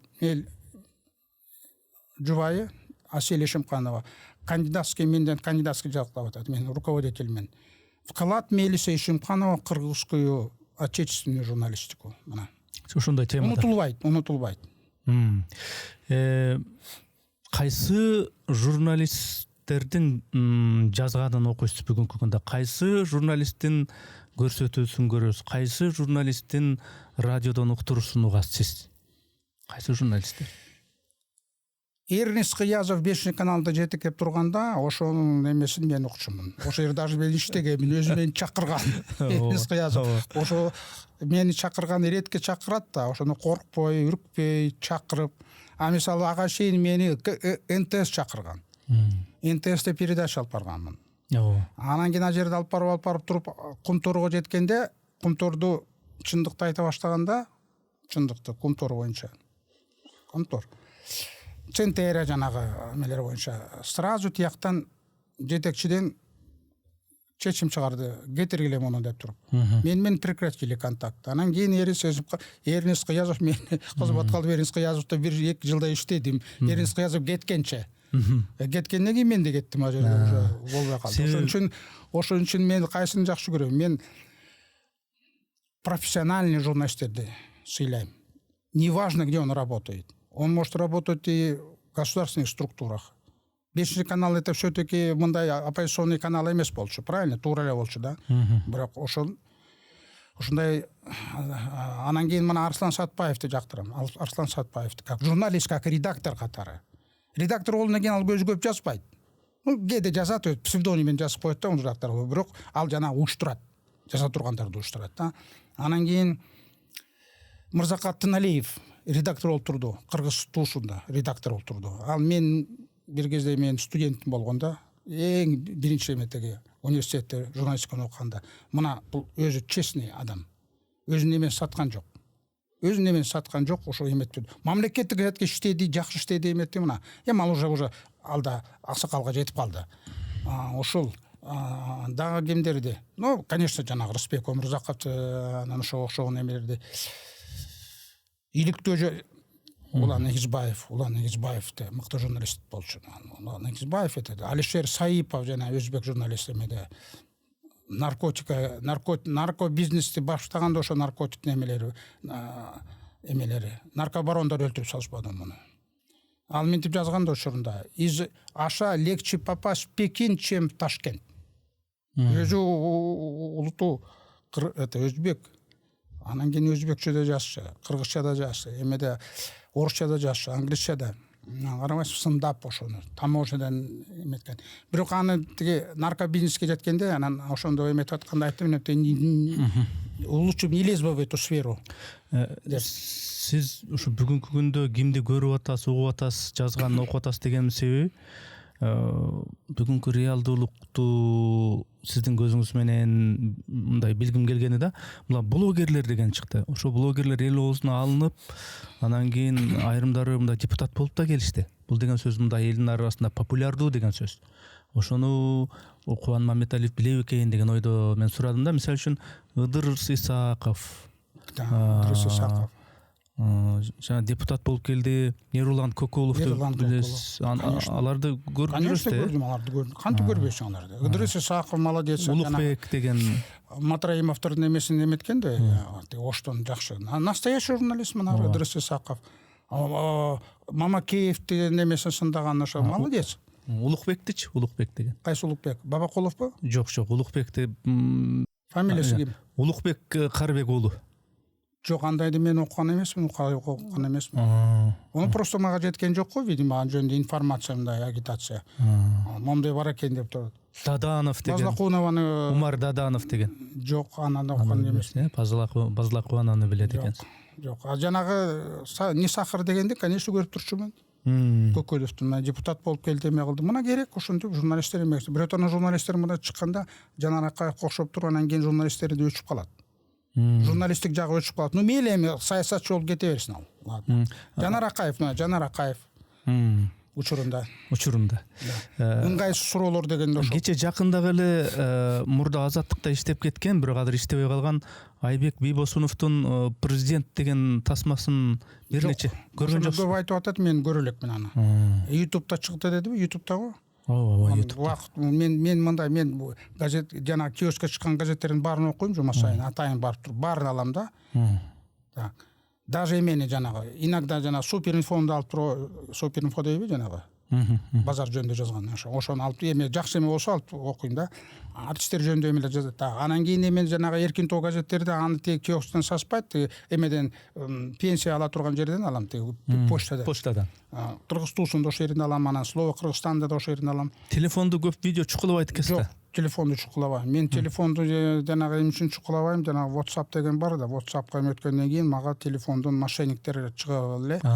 Мага ошол кишилерди аңдыйт экен да, анан кийин чыгып алып сиздин банкында мындай акча бар экен, ошону бирөө алып туруп которуп жибериптир деген. Анан мен айта биринчи билбей туруп айтып атам. Мен анда мен банкка барам. Жок, банкка барбаңыз, болбойт. Бул биздин секретный, биздин эмебизди бузуп коесуңар. Азыр представляется подполковником ГКБ. Анан кийин мен тиги балдарым, күйөө балдарым Балбак Төлөбаев кичине булар билет. Анан тиги болсо берки күйөө кичи Эдуард Кубатовду ал КГБде иштеген эмеде, ал подполковник КГБде. Анан алар кичине мени просвещать этти. Мындай. Жанагы анан ошондон кийин мен даже эмеде тиги барып туруп кезиккем да, чоңдорго тиги. Атын айтпай эле коеюн. ККНБга. Ошону айтсам, айтты, таптак выйдите из этих телеграмм, этих всех выйдите просто. Ошо специалисттер бар экен да, выйдите просто, не пользуйтесь этими. WhatsApp тоже не пользуйтесь. Пусть вам звонит WhatsApp, но вы сами не пользуйтесь там, потому что они будут опять пользоваться и металлбай каласыңар. Не сможем, мы сможем. Аны ошону эметип калды, аны ошондон кийин эме болду. Жок. Жана только ошого байланыштуу. Сөз ортосунда Жанар Акаев убагында чыккан, азыр эми кийинчерээк эметпей калды деп айтпадыңызбы? Ошого байланыштуу мындай суроо да. Эркин медиадан бийликке секирип кеткен алгачкы журналисттердин мындай тизмесин карай турган болсок, бул Каныбек Иманалиев, билесиз. Каныбек. Ал Акаевга пресс-секретарь болду, анан Замира Сыдыкова менен приживой Бакиевдин тушунда элчилик кызматтарга дайындалышты. Мына күчтүү делинген журналисттердин, публицисттердин бири мына сиз Кубан Мамбеталиев, өзүңүз Лондонго элчи болуп кеткенсиз. Же болсо Эшимханов КТРге барды. Же болбосо мына ошо Жанар Акаев, Аида Касымалиева, дегенси депутатымыз ондо дегендей. Анан Кубат Оторбаев, алдагы КТРге барды, омбудсмен болду дегендей. Кыяз Молдокасымов, Султан Жумагулов, Кыяз Молдокасымов тура айтасыз. Бакыт Аманбаев да бар экен, мына тизмени карасам. Эми журналист болуп жүргөн Дайырбек Орунбеков азыр. Дайырбек, пресс-секретарь. Жакшы журналист. Эми сурайын дегеним ушул журналист. Мен өзүм деле бир кезде ошо Мелис Эшимхановдун орун басары болуп калбадымбы? Бирок мен эми ошо мамлекеттик эле телеканалдарда иштеп жүрдүм дегендей. Журналист болуунун мындай чокусу, апогейи бул ошол бир кызматка баруу, ошондо кандай болуп калат? Кызматка эгерде өзү ошо кызматка жылынып, мен ошо кызматка жетейин десе, анда көп эле болот атпайбы жанагылар. Кээде кызмат мындай өзү келип калат. Мен мисалы мына мен алайын да, мен жанагындай секирген эмесмин да. Алдынан талгармабай эле. Учурунда деле мындай референт болгон деп сунуш болгон, анда Кулов вице-президент болуп турган, референт при правительстве, при администрации президента. Ага барган эмесмин, кийин да ушундай эмелерге барган эмесмин. Анан кийин Бакиев келгенде өзү чакырып калып мени. Биз Лондонго элчини эмете албай атабыз. Биз сунуштурган кишини тигилер кабыл албай атат. Агриман бербей атат. Себеби ал кишилер мына кичине запятнанный кишилер. А сеники болсо мындай карасак, мындай жок, наоборот, сен ошо тиги параметрлер менен жакшы экенсиң, тиги жакшы пикирде сага мындай отказ бербейт го булар. Сени сунуш кылайын биресе. Мен айтам, мен англис тилин үйрөнгөн эмесмин. Мен кандай иштейм? Переводчик бар, иштейсиң сен. Главное бизге киши керек ошо жерге. Анан макул болдум. Ошон үчүн макул болдум. макул болгондо тиги Аликбек Жешенкулов министр болчу, иностранных дел колдоду, депутаттар колдоду. Анан кийин ошол жака барып 4 жыл иштедим. 1 жылдан кийин уже биринчи кезиккенде королева менен мындай тилди билбейм да, анан кийин переводчик менен атайын переводчик бар, өзүнүн ошо менен сүйлөштүк. Анан экинчи жыл сайын кезигет, 2 жолу. Жайында, анан күзүндө. 1 жылдан кийин уже уятты, анан уже тили уже керек переводчик болуп, экинчи переводчик берилбейт уже болду. Анан уже кантип сүйлөшүп калдык, кээде выступать этчимин англис тилинде. Кембриджден Оксфордко бардым. Кембриджден выступать эткем, анан кийин алардын эмелери келет да, мындай интервью алышат газеттер, ошого эметип туруп. Ошентип иштедим. Ошол кызмат мени таптı да, мен ал кызматка оюмда жок болчу да. Мен эгерде ошого өзүм ойлосо, мен анда конечно аны сурамас, мен анда сурамакмын, аны мени Москвага жибергиле. Элчи болуп. Же болбосо Ташкентке жибергиле. Мен иштеп берейин. Мен анда суранган жокмун да. Аны ошон үчүн сунуш болуп калды эле, кабыл алдыңыз. Барганда Лондонго барган ошо эле болду, бүттү. Андан кийин башка болгон жок. Секирүү болгон жок. Жо бул сиздин гана мага бул эме болду. Тажрыйба болду. Жакшы. Опыт болду да. Бирок мен ошо 4 жылдын ичинде мен жазган эмесмин, потому что элчи жазыштын болбойт. Нельзя. Быть послом и потом продолжать публицистику, этого нельзя. А келгенден кийин уже баштадым кайта. Ушуга булай эле суроо. Эгер журналисттин тапканы депутаттыкынан дагы, министрликинен дагы, президенттикинен дагы мыкты болсо, кирешеси, ар бери саякаттаганга, чет өлкөлөргө кыдырганга жетерлик кирешеси болсо, жанагындай кызматтарды сунуштаганда, жанагындай атайын бир депутат болуп, же болбосо элчи болуп, ошого бармак беле негизи ошол сунуштаганда сунушту кабыл алуунун негизги мындай кабыл алуу критерийлери эмне деп ойлойсуз? Ошо эгер мындай каржысы жетишерлик болсо, ошондой кызматтарга бармакпы сиздин оюңузча, кандай ойлойсуз? Бизде андай болгон эмес. Бизде болгондо Мелис Эшимхановдун жанагы тираждары ошо 25 миң, 30 миңге чыгып кеткен. Ошондо газеттер уже бай болуп калгандай, редактор да байыт, конечно. Журналисттер да көбүрөөк акча алат за счет тиража. Бирок андай болгон эмес бизде. Ошо единственный ошондо. Анан бир учурда дело номер ошондой болуп кеткен. Көп тиражды болуп кеткен. Вечерний Бишкек көп тиражды болуп кеткен. Но анда жана Кабай Карабеков иштеп турганда, Ким менен иштеп турганда алар, конечно, акчасы көбүрөөк болчу ал кезде. Но бирок алар сактай алган жок, сактап кала алган жок газеттерди. Уже нету. А башка газеттер болсо андай кетет эмес. 5 миң, 6 миң тираж менен аны менен байыбайсың да. Эч кандай. Мына азыр болсо YouTube чыккандан кийин кичине мына мүмкүнчүлүк болуп атат да, жанагындай YouTubeга чыгып туруп за счет это эме деп койчу эле, подписчик да. Подписчик. Миңден ашсабы же канчадан эме монетизация башталат. Өзүнүн бир талаптары бар. 100 миңден, 100 миңден. Азыр ооба, анан монетизация деген да Монетизация, канчалык көп көрүмдүү болсо ошончолук кирешеси да жакшы болот деген. Мына жанагы Такер Карлсон деген американ немеси тиги чыкпадыбы? Путин келип атат, анан тиги кызматтан кетирбеди, муну кызматтан кетиргенден кийин ошондо айтпадыбы? Он не потерял, он там зарабатывает как вот за счет этих миллионных этих просмотров, он зарабатывает 10 раз больше, чем зарабатывал на этом канале. Каналда иштечи да, телеканалда. Анан ошондой да, азыр ушундай мүмкүнчүлүк бар. Но это редко кому удается это, потому что талант керек, востребованность керек, анан жанагындай аудитория керек. Мына Тина Канделак ошентип иштеди, жана азыр жанагы Маргарита Симонян ошондой иштеп атат да, за счет аудитория, за счет аудитории. Бүт дүйнөнүн эмесин аудитория болот. Анан чоң газеттер бар да, Россияда эле чоң газеттер бар, жакшы. Тиражный газеттер, богатый газеттер. Бизде болсо андай жок. Мына мамлекеттик газеттер тиражы 1,5 миң, 2 миң. Аны мен кантип эметет аны. 50 миң болсо советтер учурунда. Бирок советтер учурунда тиги байытчы эмес да, аны тиги мамлекет алчу да барын. Мамлекет. Мисал айтам да, мисал. Эгер журналист ушул бир айына биздин ушу Кыргызстандын шартында бир 10-15 миң доллар тапса, депутаттыкка барат беле? 10-15 миң доллар тапса барбайт эле да. Барбайт эле дейм да. Барбайт эле да. А где-то бир 100 000 сом тапса, анда, конечно, барат да, андан 100 көбүрөөк 000 табам эми, дейт. 100 000ден көп алат да депутаттар. ооба. Жок, бара берсин, бул жакшы.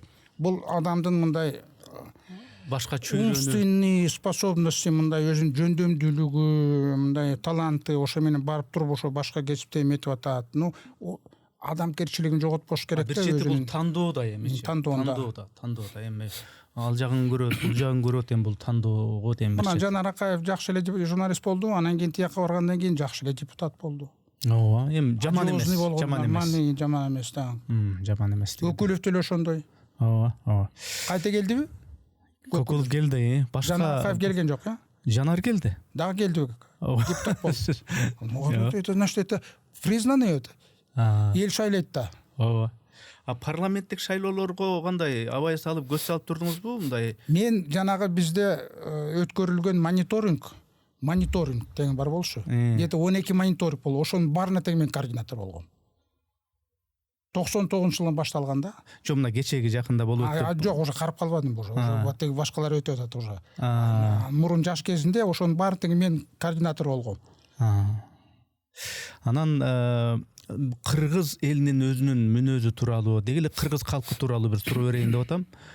Кыргыздардын могул президенттердин кубалап чыкканын кээ бирөөлөр бул жапайлык деп мүнөздөп жүрүшөт. Кээ бирөөлөр болсо, бул тоо мүнөз, эркин мүнөз эл экен деп мындай суктанып тамшангандар да бар.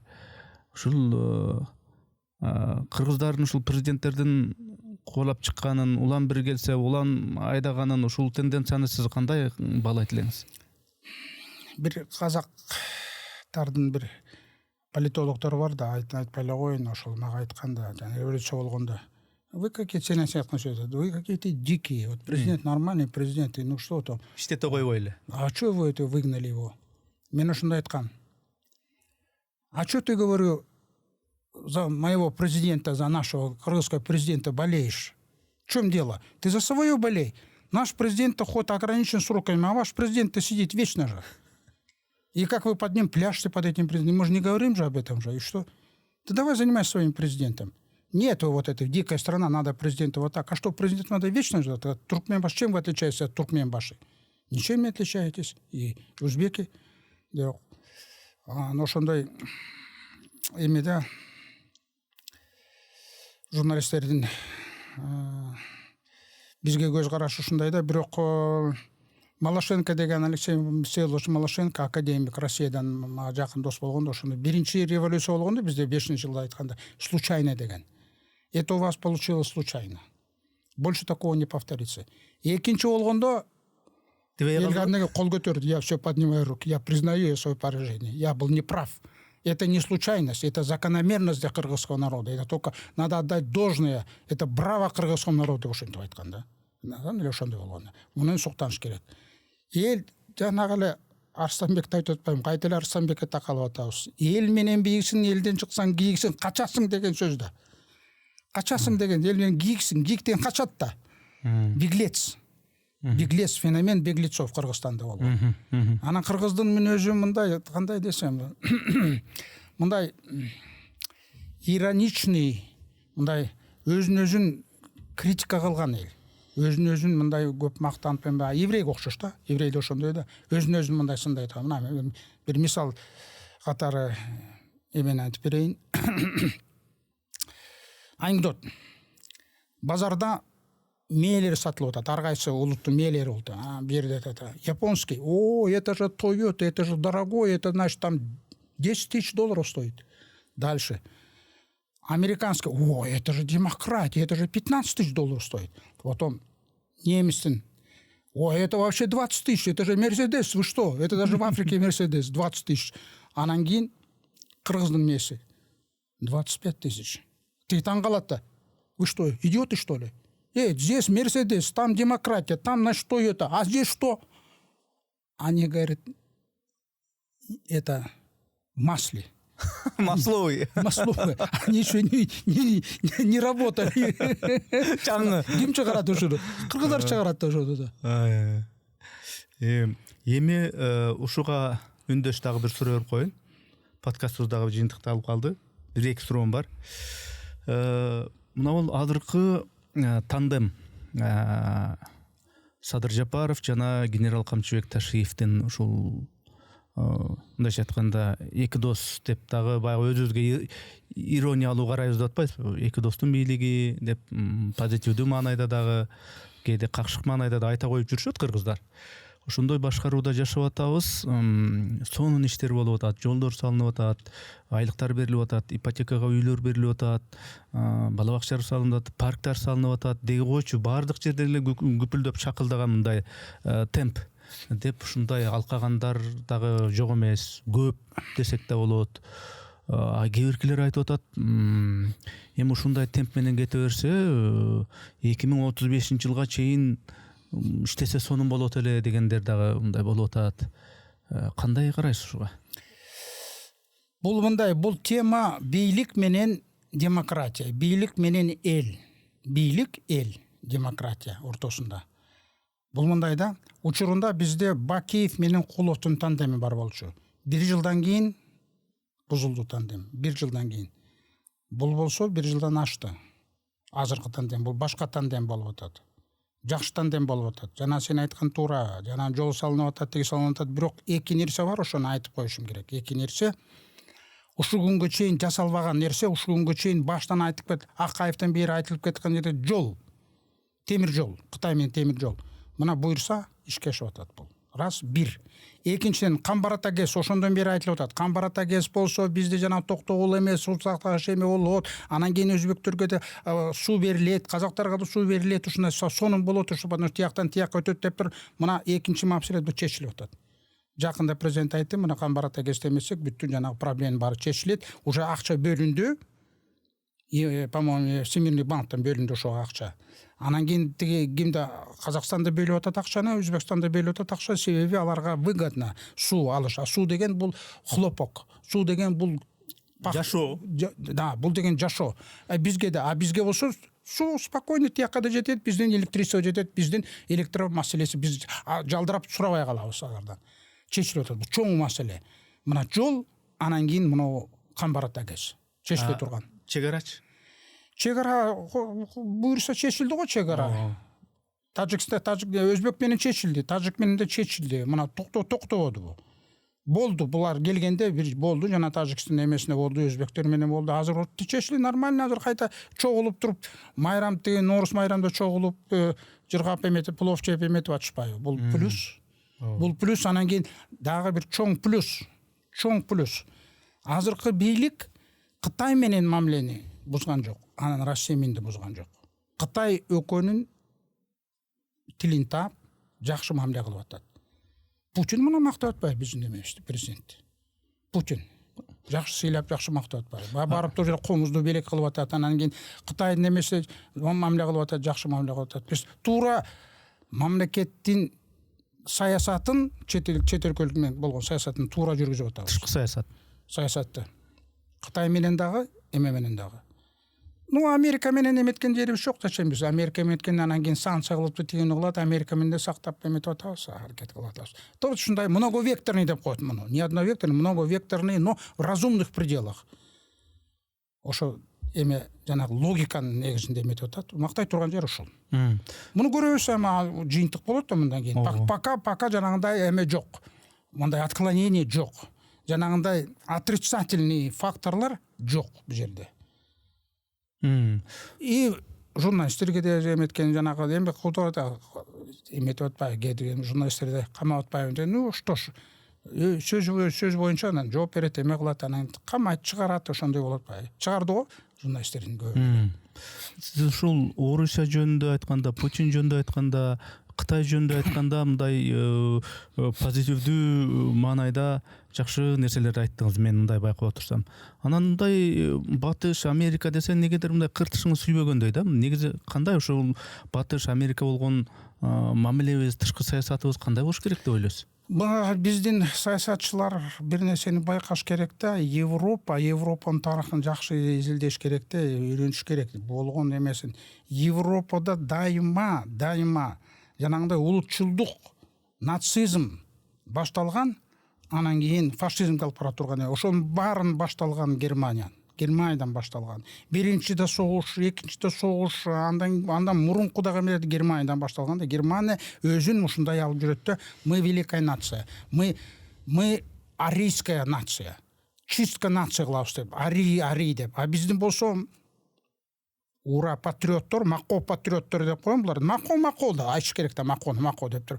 Бул Гитлер бизди жакшы көргөн турбайбы? Арий деген бизден чыккан да. Арий деген бизди арийди биз уштурганбыз да. Анан кийин эгерде ошондой болгондо жеңип алганда Гитлер анда Бишкектен парад өткөрүп туруп анан кыргыздарды президиумга отургузуп туруп айтат, вот она наша арийская нация деп атат. Газетке чыккан.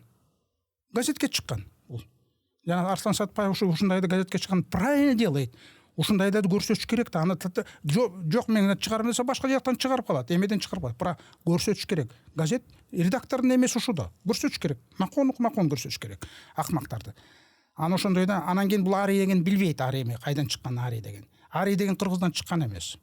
Мен Индияда болгом. Агра деген шаардын жанында кичинекей бир шаар бар экен. Ошол жерге кирсек, ресторан, эмне карасам эски бир жыгачтан жасалган эме бар экен. Ошо кирейин дедим, как музей сыяктуу ресторан да. Кирсем да эмеде дубалында ар кайсы жерде жанагындай свастика турат. А мен таң калып сурадым, профессор, а что, здесь немцы были, что ли? Здесь это фашисты были, что ли? Господин Мамбеталиев, это не фашисты были. Фашисты это у нас взяли. Это арийский знак, это вот это родина ариев, арий. Арийин свастика экен да момундай. Просто Гитлердики мындай болсо, муну обратный кылып коюп туруп, Гитлер аны заимствовать этип туруп да, в обратном порядке сделана свастика. Обыкновенная свастика. Арийская раса деп ошону айтып атат да, арийская. Анан кийин ошону баштаган Гитлер. Муссолини кийин эле кошулду ал. Основной Германияда башталган. Азыр ошону баштап атпайбы? Кайта баштап атпайбы? Ачык эле айтып атпайбы? То, что они сделали наши дедушки, наши прадеды, сделаем мы. Биздин аталарыбыз Россияны жеңе албай калган. Жеңбей калган. Биз ушу жеңебиз.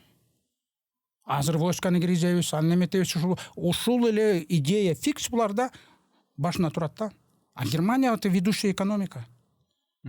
Германияга беркилер кошулуп атат, Франция кошулуп атат. Франция тоже имеет отношение к этой России, вместе бар да.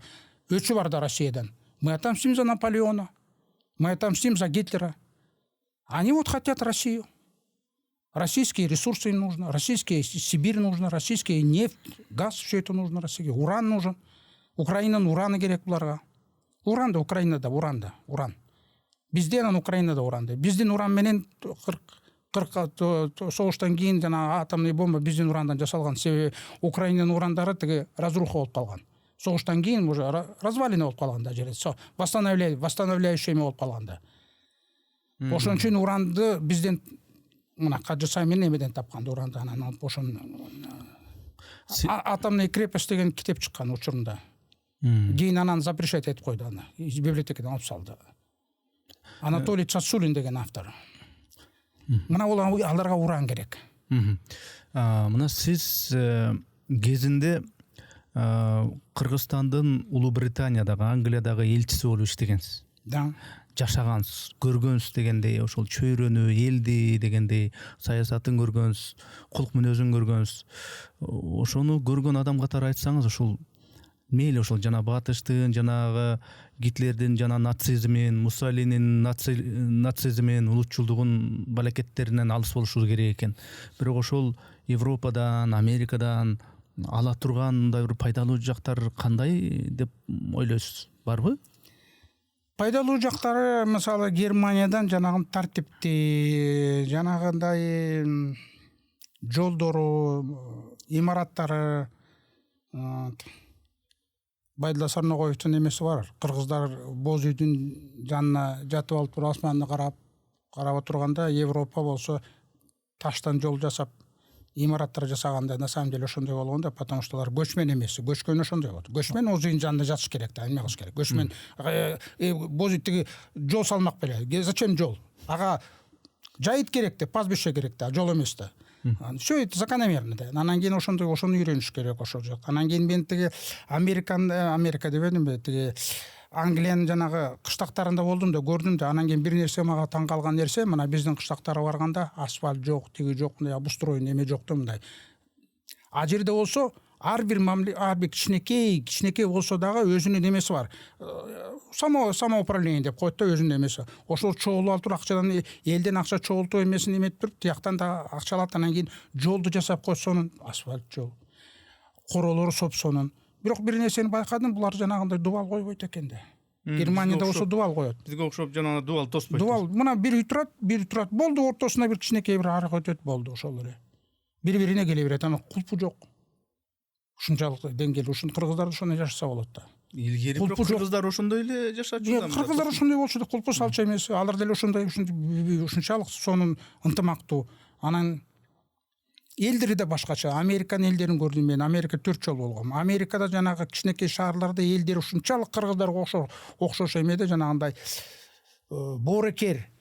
Мына мисалы кичинекей кафеге барсак, ошол жерде американский аял, мындай здоровый аял, анан кийин мени көрүп, өңүмдү көрүп, мен анан кийин ой май ханни деп атпайбы, ой май медовый, жакшы сөз. Антип мен үчүн айтат ошону. Ал болчу көрүп атып жагып атат дагы. Анан май медовый деп туруп, анан кийин тиги балым асадым деп. Анан тиги тамагы да болсо почти бекер алардын ошол жердечи. $5 төлөйсүң да $5 толтура. Каалаган мындайды называется ешь сколько можешь. Ушундай надпись турат да. Анан турат тамактары. А $5 сен эмне курсагың айрылганча тойбойсуң да, туурабы? Этика бар да. А мисалы ошондой тамакты жесең, Нью-Йорктон жесең $5 $50 болуп калат. Мына эл. Ушуну үйрөнүш керек да. Бизде деле ошондой айыл эмеге барсак, кыргыздар да ошо күнгө чейин айланайын деп эле турушат. Шаардан өтпөйт. Шаардан өтпөйт. Кайдан келдиң ия деп турат. Саламдашпайт да көбүнчө. Ушул жагы бар да, пунктуальность, адамкерчилиги. Алар да бизге келип таң калышат, ушундайларды көрүп. Соңку суроом эме. Анан бир нерсе дагы байкадым. Англичандар эч качан жанагынтип мактанбайт. Мы великая нация, мы покорили мир, перед нами все должны тигиндей мындай эч качан антип укалек мен аларданчы. Американецтер уккан энди. Мы у нас на холме живем дегенде. Аларда болсо андай эмес. Орустардан да уккан эмес андай. Орустардан уккан эмесмин да. Анан кийин англичандар ушундай, как будто это ушундай болуш керек. Азыр пакистанец турат, эмелер турат, премьер-министр болду, тиги бир индус премьер-министр болду. Ошондой бар тең нормальный отношение. Эч эме кылбайт. Жок, бар, скинхедтер бар арасында. Скинхедтерди билесиңби, жанагындай? Фашистский. Такырбаштар деп коет. Не, фашистский, но гораздо меньше в Лондоне, чем в Европе. Анан кийин бир нерсени байкадым. Булар тарыхты унутпайт экен. Мисалы Лондондо Ватерлоо деген железнодорожный станция бар. Ватерлоо дегенди билесиңби? Европадан Наполеонду талкалаган жер. Анан кийин Парижден келген поездар так ошол Ватерлоого барат. А жерде вокзалдар көп да, именно ошого байланыштырып койгон да Ватерлоо. Анан кийин ошо Ватерлоодон чыккандан кийин мындай жол бар да, чоң жол. Ошо жолдун аты улица адмирала Нельсона. Көрдүңөр, туура опять жасалганда ошол келгенде, Париждер келгенде, француздар келгенде Ватерлоону көрөт, анан жол менен баратканда карат, Нельсон. Адмирал Нельсон, это который победил громаду французской, испанскую громаду. Анан кийин дальше келсе, бир жагынан Веллингтон, который победил Наполеона. Мына Ватерлоо, Веллингтон, көрдүңөрбү? Атайын ушундай кылган да. А мисалы Францияга барганда андай жок. Лондондон келген вокзал, а жерге жазып койсо, вот это, например, это Наполеона, улица Наполеона деп койсо болмок. Да, или еще там какого-то генерала, Марата и так далее. Нет, андай нет. У них нет такого. Англичандар кичине улутчулураак. Анан ушундай бар да, кичине мындай злопамятство бар да, анан кийин англичанда мындай жест бар. Момдай деген вот так вот. Это означает Виктория. Это победа. Жеңиш. Жанагы Виктория деген королеванын эмеси жок. Порядковый номер жок. Просто Виктория, потому что Виктория это Виктория победы. Всё, она одна единственная. Андан кийин тиги Викториядан кийин эч кимге Виктория деген ат берген эмес. Это она единственная. Момдай бар. А кээде момдай кылса, это другой жест. Это уже жест, это жест презрительный жест. Это наш жест, если это вот это означает, это я тебя вот так. Аны монда кимге француздар көрсөтөт. Я вас стрелами убивал. Наши предки вас стрелами, ваши выдающие болгону, ошону жеңгенде француздарды. Вот такие есть. А у французов таких жестов нет, андай жок. Андайды көрө элекмин. Эми соңку суроо подкасттагы. Мынау кыргыз глобализациянын шарданында кыргыз бойдон калышыбыз керек. Өзүбүздүн кыргыздык иденттүүлүгүбүздү жоготпошубуз керек деген дагы демилгелер айтылып жатат. Ушунун тарапташтары дагы бар дегендей. Ушуну ааламдашуу, глобализация доорунда чындап эле биз өзүбүздүн салтыбызды, өздүгүбүздү, иденттүүлүгүбүздү сактап калуу бул маанилүүбү? Конечно. Бул жерде тарыхты жакшы билиш керек, илгерки тарыхты билиш керек. Илгерки тарыхты билгенден кийин жанагындай параллелди келтирбеш керек. Гитлер арий болгон, биз да арийбиз, демек биз да ошондойбуз. Так, анан кийин Атила кыргыз болгон, Чыңгызхан кыргыз болгон, баары тең кыргыз болгон. Бул фейк. Атила деген Кыпчактын ханы, Дешти де Кыпчак деген мамлекет түзгөн. Эгерде кыргыз болсо, Дешти де кыргыз деп түзмөк. Это Кыпчактын ханы. Дүйнөнү багындырган хан. Чыңгызхан болсо монгол. Эч кандай кыргыздын эмес, жок бул жерде. Анан кийин дагы мындай илгерки замандын эмесин баары тең кыргыздан башталды. Булардын ою боюнча мындай да, кыргыздар маймылдан кийин сразу кыргыз пайда болгон экен да. Карышкыр айтканда, карышкыр бар го, карышкыр сай деген. Кээ бирлер каршылап жүрөт, жок, ошо Сабыр Мукамбетовдун клеткадан мурда да кыргыз болгон дегендей. Ал мынтип жазып коюптур. Кыргыздар маймылдан кийин сразу кыргыздар пайда болгон деп тур какышкы жазганда Сабыр Мукамбетов. Ошондон алыс болушубуз керек. Биз тиги еврейден мурун чыккан жерибиз жок. Египеттерден мурун чыккан жерибиз жок. Анан кийин тиги жанагы дагы время бар эле го, дагы бир цивилизация. Шумер деп коет да кээ бирөө. Биз Шумерден биз тараткан. Биз деметкенбиз дейт. Шумер. Кайдан алды деп ойлодум мен. Анан ойлодум эметет Шумердин таптакыр письменности башкасы ал илгертигинден мурун эмеден мурун чыккан эме да. Египеттен мурун чыккан да. Анан кийин мындай экен да. Ошол ишеде латин менен жазылган да, латинден у шумерской цивилизации был народ, который создал эту цивилизацию. Народ назывался Элам. Эл-ам. Ошо элди алып туруп, эл деп деметет ойлойт да. Бул латинский сөз, башка мааниси. Эл деп ойлойт да, анан кийин ар жагын которуп эле коеюн. Ал уже таптакыр башка болуп атат. Ошондон биз Элам ушундай эл болсо, ошо Элам деген бул кыргыздар. Акмакчылык да. Болжо урдурмай. Же Калыгул. Калигула деген император болгон. Римский империяда. Калигула дегенде ана Калигула бул Калыгул дейт. Мен профессор айткалдым. Казак болуп калды илгерки профессор. Сен билесиңби? Калигула деген бул Калыгул кыргыз. Кийин ана мен окудум да, окуп койсо Калигула деген бул башмачок деген өтөт. Кали деген это мына итальянча мына өтүк, кичинекей өтүктү Калигула деп коет. Калигула. Башмачок. Он маленький бул, когда маленький бул. Такыр тешеш жок. Эч кандай тешеш жок. Ушундай эмелер көп да. Аша чапмайларды коюш керек. Ошондой көп. Анан улутчулдукту биз мындай эме кылбаш керек да.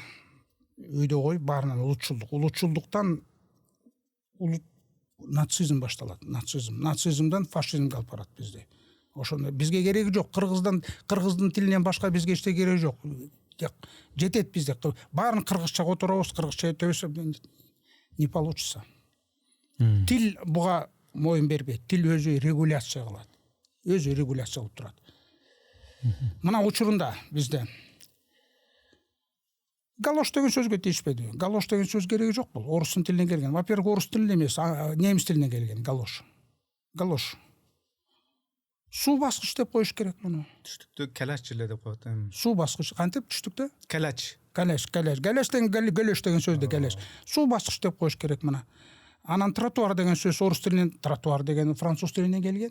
Француз чыгарган тротуарда, орустун тили эмес. тротуарды айтпаш керек, бул эмне керек бар бизге? Кыргыздын мындай тротуар деген басма жай деп коюш керек.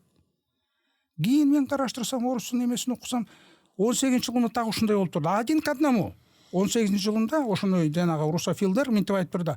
Не надо нам, говорит, галоши, а надо, как говорит, мокроступы, суу баскыч. Одинаково атпайбы, мокроступы. А потом, значит, тротуар, не надо, говорит, тротуар, басма жай деп атпайбы, ходильня, надо, говорит, ходильня. 18 жылында. Анан кийин где-то 10 жыл, 15 жылдан кийин анан кайта ордуна келбеди. Бизде деле ошондой келбеди, кайта эле ордуна келбеди. Всё, азыр деле всё нормально, всё азыр деле радио, телевидение деп айтып атабыз, үн алгы, сын алгы дебейли. Эгерде кыргыздар чыгарса радиону, анда ошо үн алгы болуп калмак. Үн алгы деп чыгарса, кыргыздар чыгарса, телевидение чыгарса, сын алгы. Анда бүт дүйнө сын алгы деп айтмак. Биз чыгарган жокпуз да. Логикадан керек да бизге, логика. Ушуну жоготпош керек биздин жаштарыбыз. Анан китепти көбүрөөк окуш керек, тарыхты көбүрөөк окуш керек, кыргыздын тарыхын окуш керек. Чоң рахмат. Анда мен суроолордун баарын берип бүттүм. Жакшы жооп бердиңиз. Кээде ичиме макул болбогон дагы бир жагдайлар болду. Бирок бул пикир, Понятно же. бул пикир дегендей. Анан сиздей эми ушул журналистиканын мындайча айтканда дөшалары кезинде үлгү өрнөк элеңер, азыр деле өрнөксүңөр дегендей. Анан ушул өзүңүз ушул саясат багытында, журналистика багытында сөз эркиндиги, тышкы саясат, ички саясат боюнча чын дилден баягы суу кошпогон, кошоматтанбаган, ичиңизде кандай ойлонсоңуз ошондой ойлоруңузду билдирдиңиз. Мен ыраазычылык билдирем. Бар болуңуз, тынч болуңуз, ден соолукта болуңуз. Сага да ийгилик.